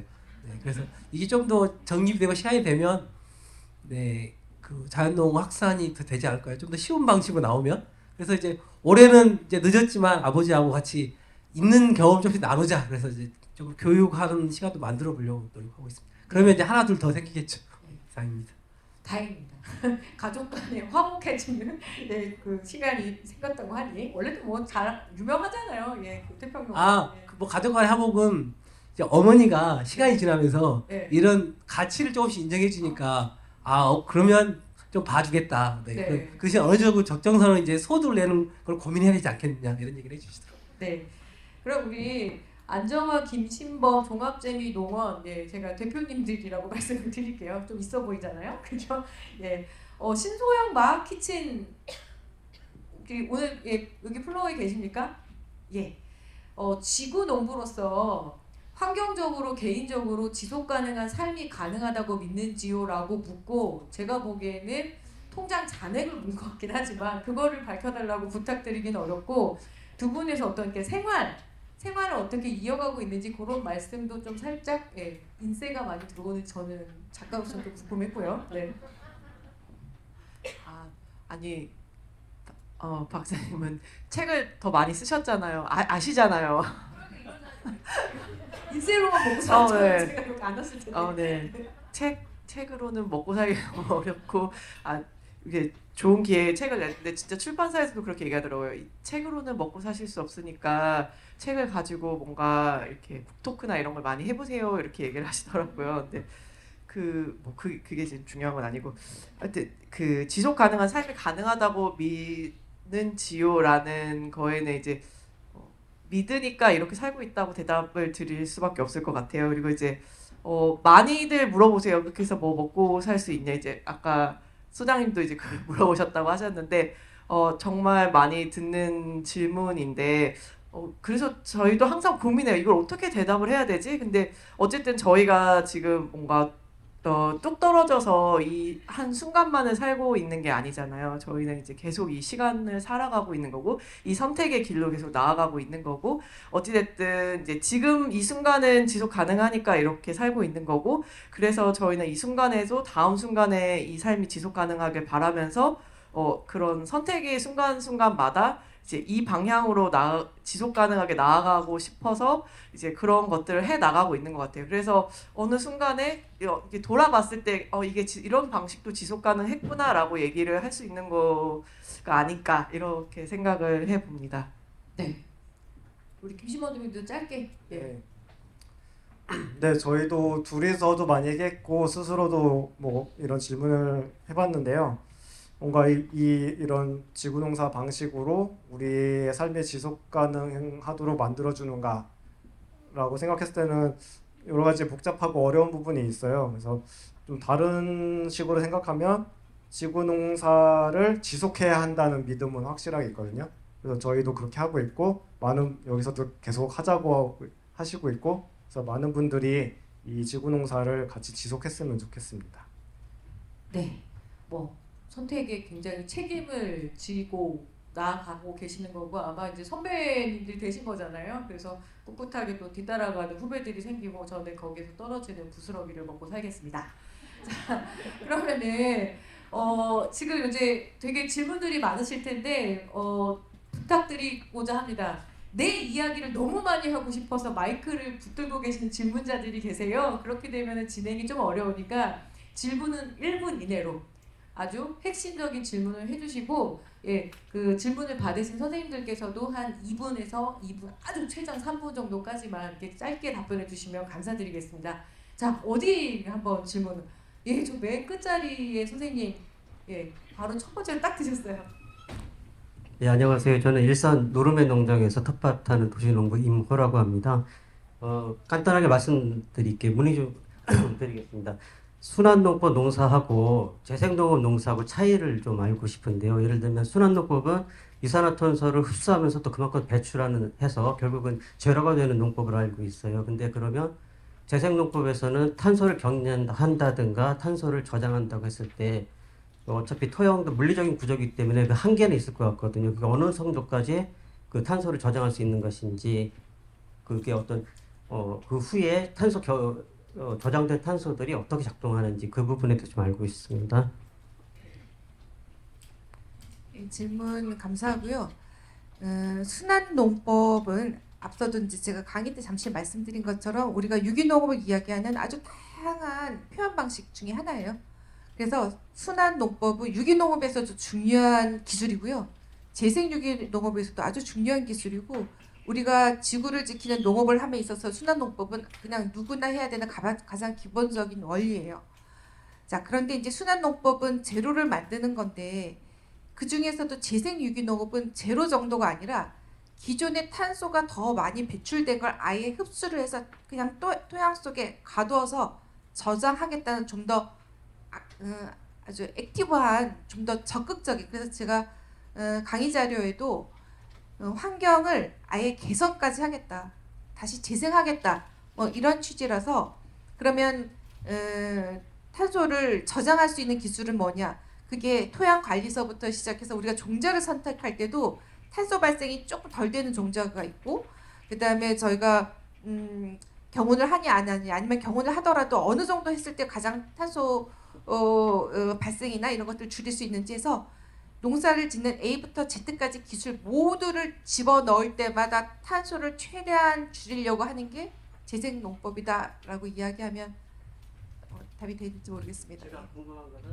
그 토양이 언제까지 탄소를 저장하고 할 수 있을 것인가 그런 관점에서.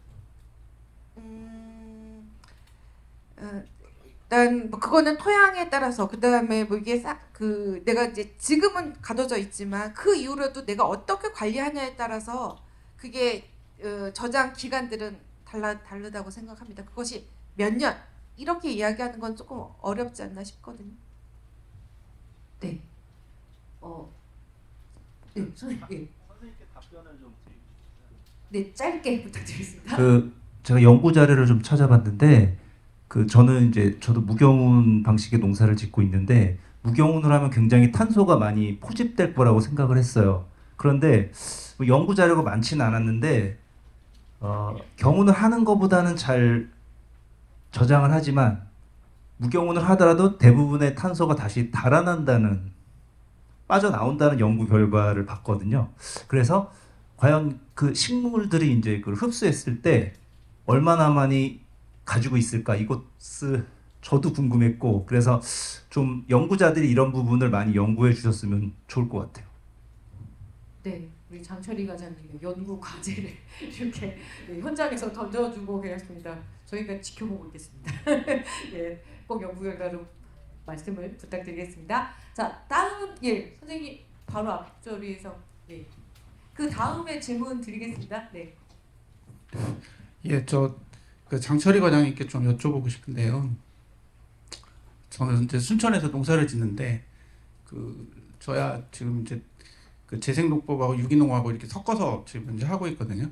근데 이제 저 같은 경우에는 이제 마르쉐에도 출점을 하지만 로컬푸드나 이런 데도 지금 현재 물건을 거의 매일 내고 있거든요.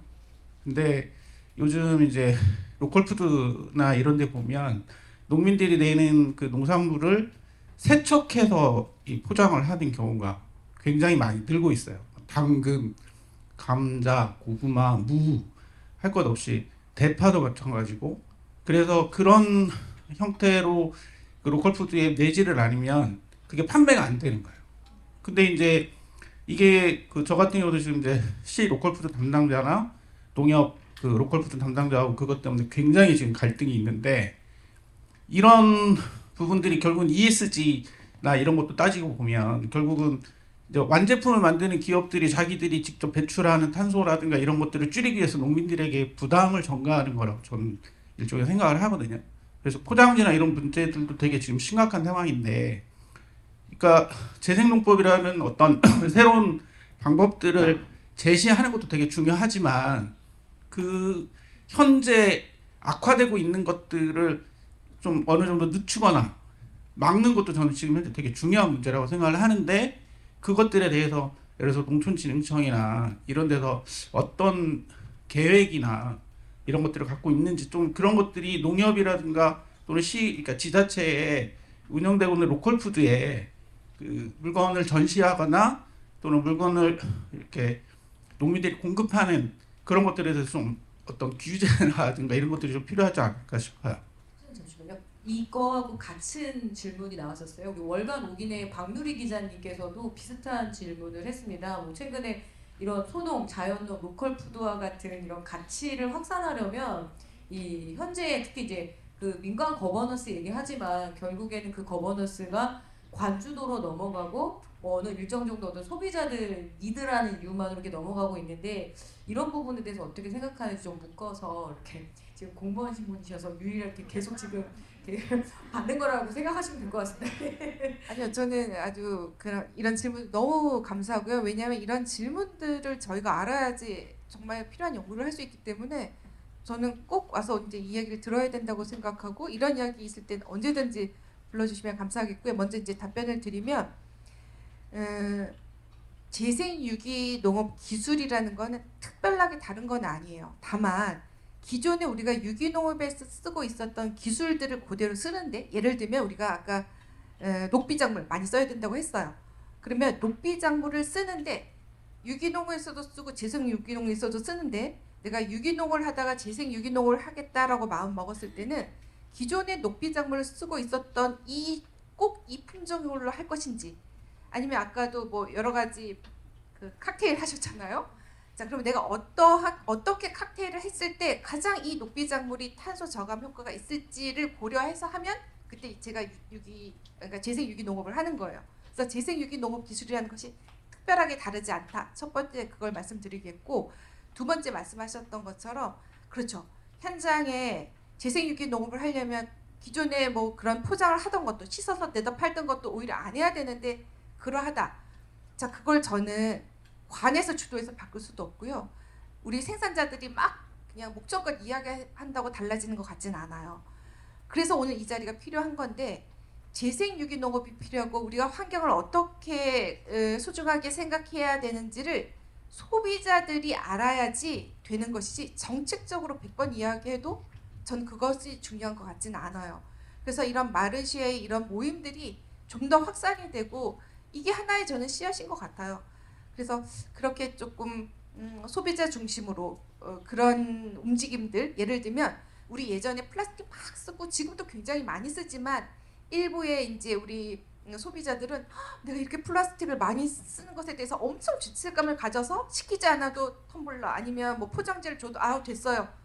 그렇게 하는 소비자들이 하나씩 둘씩 늘어나는 것처럼 우리 유기농업이나 재생농업 아니면 이런 농산물을 소비하는 소비자들의 인식도 우리가 계속 이런 환경, 농업 현장에서의 환경 문제를 이야기하다 보면 그렇게 스스로 뭔가 죄책감 같은 꺼리낌이 생기면 그게 자연적으로 바뀌어질 거라고 생각을 합니다. 그러기까지는 조금 시간이 걸리는 것이 안타깝지만 그거 아니고는 조금 어려운 것 같다는 생각이 들고, 그다음에 이제 관주도, 저는 어떠한 것도 관주도도 해야 되고요.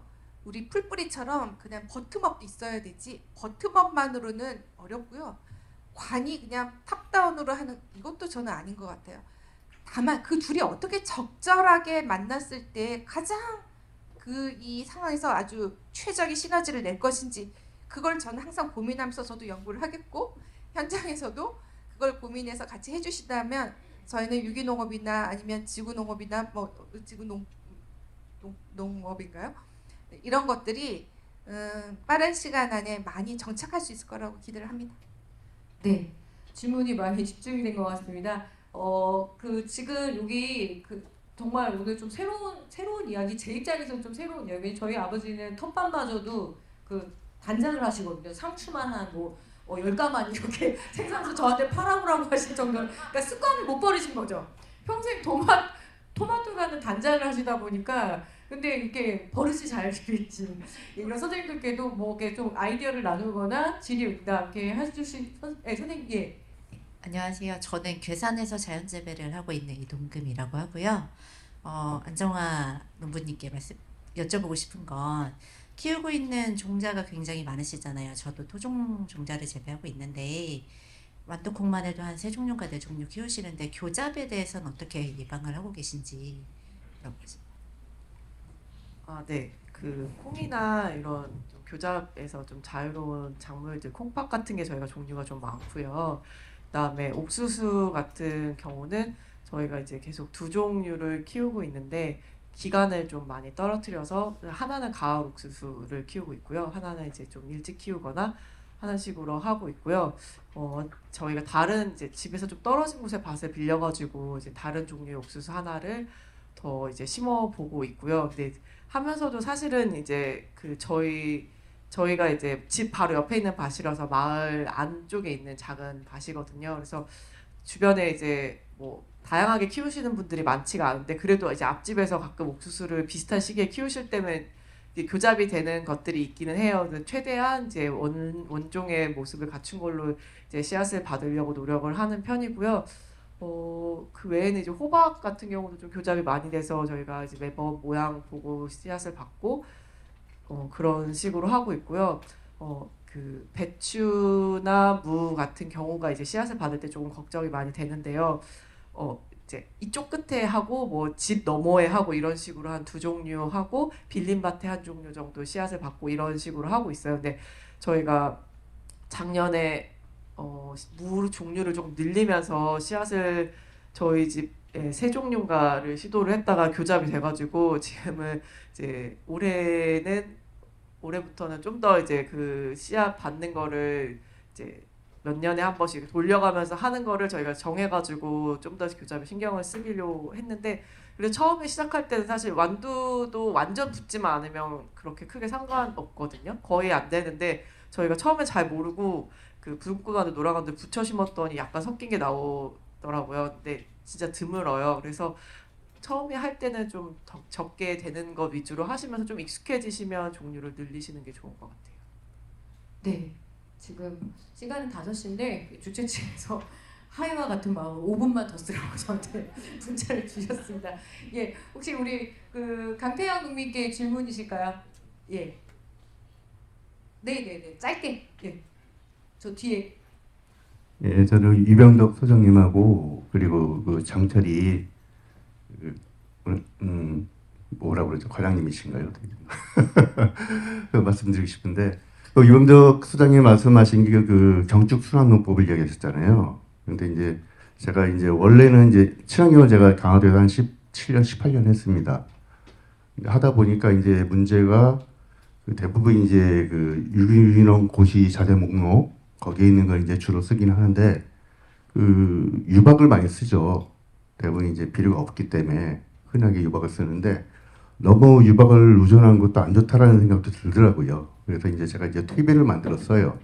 근데 옛날에 재래식 방식으로는 그 농간의 순환이라고 그래가지고 그 닭이라든가 뭐 돼지라든가 소라든가 키워서 그 분열을 이제 밭에다 넣고 그게 이제 풀이 나면 또 이제 먹이를 하고 논에다 넣고 이렇게 볏짚에 이렇게 순환 체계가 되는데 지금은 그게 거의 불가능한 상태죠. 따로 분리가 됐기 때문에.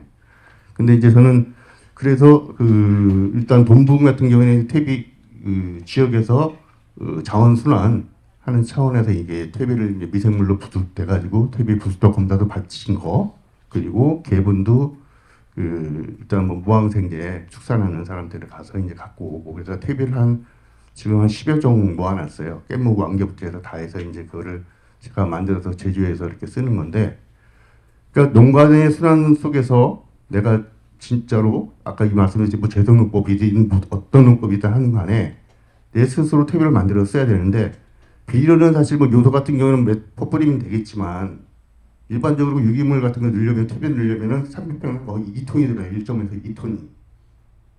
그러면 그것을 내가 농가에서 구할 수가 없잖아요. 그러니까 그런 문제가 있기 때문에 지역의 순환은 어느 정도 용역을 해줘야 된다라는 개인적인 견해고 그리고 그 동물이 남는 걸 어떻게 하겠습니까? 버리면 쓰레기인데 그리고 활용 가능하고 그래서 이제 저는 한 2, 3년 동안 이렇게 미생물이랑 같이 해서 이제 뭐 커피박스나 여러 가지 해서 그걸 발효시켜서 써요. 고온 발효돼서 이제 선수성 시켜서 이제 쓰는데 그런 부분들은 그런 긍정적인 면이 있다라는 의견이 말씀드리고 싶고 사실 그 유박도 사실 다 중국제 아닙니까? 아실 거는 예. 그러니까 그런 문제 말씀드리고 그 두 번째는 그 제가 이제 이번에 국민타 육류장을 만들었어요. 그 친환경에서 인증 재갱신하다 보면은 이게 항상 걸려요. 종자하고 그리고 모종이 있어야 된다. 출처가 있어야 돼요. 근데 이제 제가 이제 작물을 다양화해야 되고 먹고 살려니까 근데 이게 막혀 있어요. 자가 치종을 할 수 있는 방법은 상당히 제한되어 있거든요. 그러면 제가 이제 있는 신사한테 얘기했죠. 그러면 유기농 종자가 있는 데를 가져주시죠. 주던가 아니면은 진짜 농진적인 국가에서 유기농을 활성화시킨다면 유기매장을 만들어라. 그래야지 확대가 되고 지속적으로 가지 않느냐. 네, 그런 이야기를 말씀드렸어요. 그래서 그 진행 상황이나 의지가 있는지 그것을 좀 보시겠습니다. 감사합니다. 일단 유병국 소장님께서 아침에 강의를 하실 제가 좀 약간 꺼내놓은 보이자를 치를 것을 소망합니다. 제가 오전 타임만 하면 좋았을 거를. 저도 동의하고요. 제가 오전에 그 경축순환농업에 대해서 잠깐 언급했었는데 그렇게 순환하는 체계가 나쁜 건 아닙니다. 그게 굉장히 좋게 또 우리가 생각하고 있고 바람직하죠. 그런데 공장용 축산업이 경축순환이라는 미화된 그림 속에 들어가서 면죄부를 넣는 식이 된단 말이에요.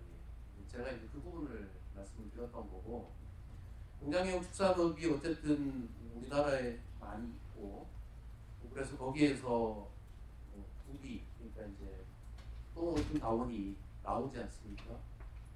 그거를 바다에 폐기하는 것보다 농업적으로 활용하는 게 훨씬 좋죠. 그리고 저는 그게 유박보다 훨씬 좋은 자재라고 생각합니다. 네, 뭐 토론이 워낙 깊은 문제인 것 같습니다. 경축순환 문제는 이제 또 더 연구를 좀 진행하고 뜨거운 토론회가 한번 더 있었으면 좋겠습니다. 우리 장철희 과장님도 간단하게. 종자 관련돼서는 네 맞습니다. 지금 현재 저희 농진청의 과제 중에 가장 중요한 과제가 뭐냐라고 얘기하시면 사실은 빨리 유기종자를 항상 보급할 수 있는 기술을 개발하는 게 가장 중요한 문제고요. 열심히 지금 연구를 하고 있고 특히 뭐 대부분 녹비 쓰자고 계속 말씀을 여기서 같이 나누지만 대부분이 다 수입 종자잖아요. 그것들을 국산화할 수 있는 기술도 지금 같이 연구를 하고 있으니 어쨌든 최선을 다해서 현장에서 필요한 종자들을 만들어낼 수 있도록 노력하겠습니다. 또 인증제도 관련해서 이야기하려면 오늘 밤을 새도 예, 모자랄 것 같습니다. 뭐 차제의 과제는 또 남기고요. 지금 저희가 시간을 좀 많이 썼습니다. 그래서 지금 벌써 5시 7분이어서 정말 마지막으로 이거 꼭 한 번은 묻고 가야겠다라고 이렇게 하시는 선생님 계실까요? 예, 진짜 간단하게. 제가 오전에 준비했던 거 기억하거든요. 네.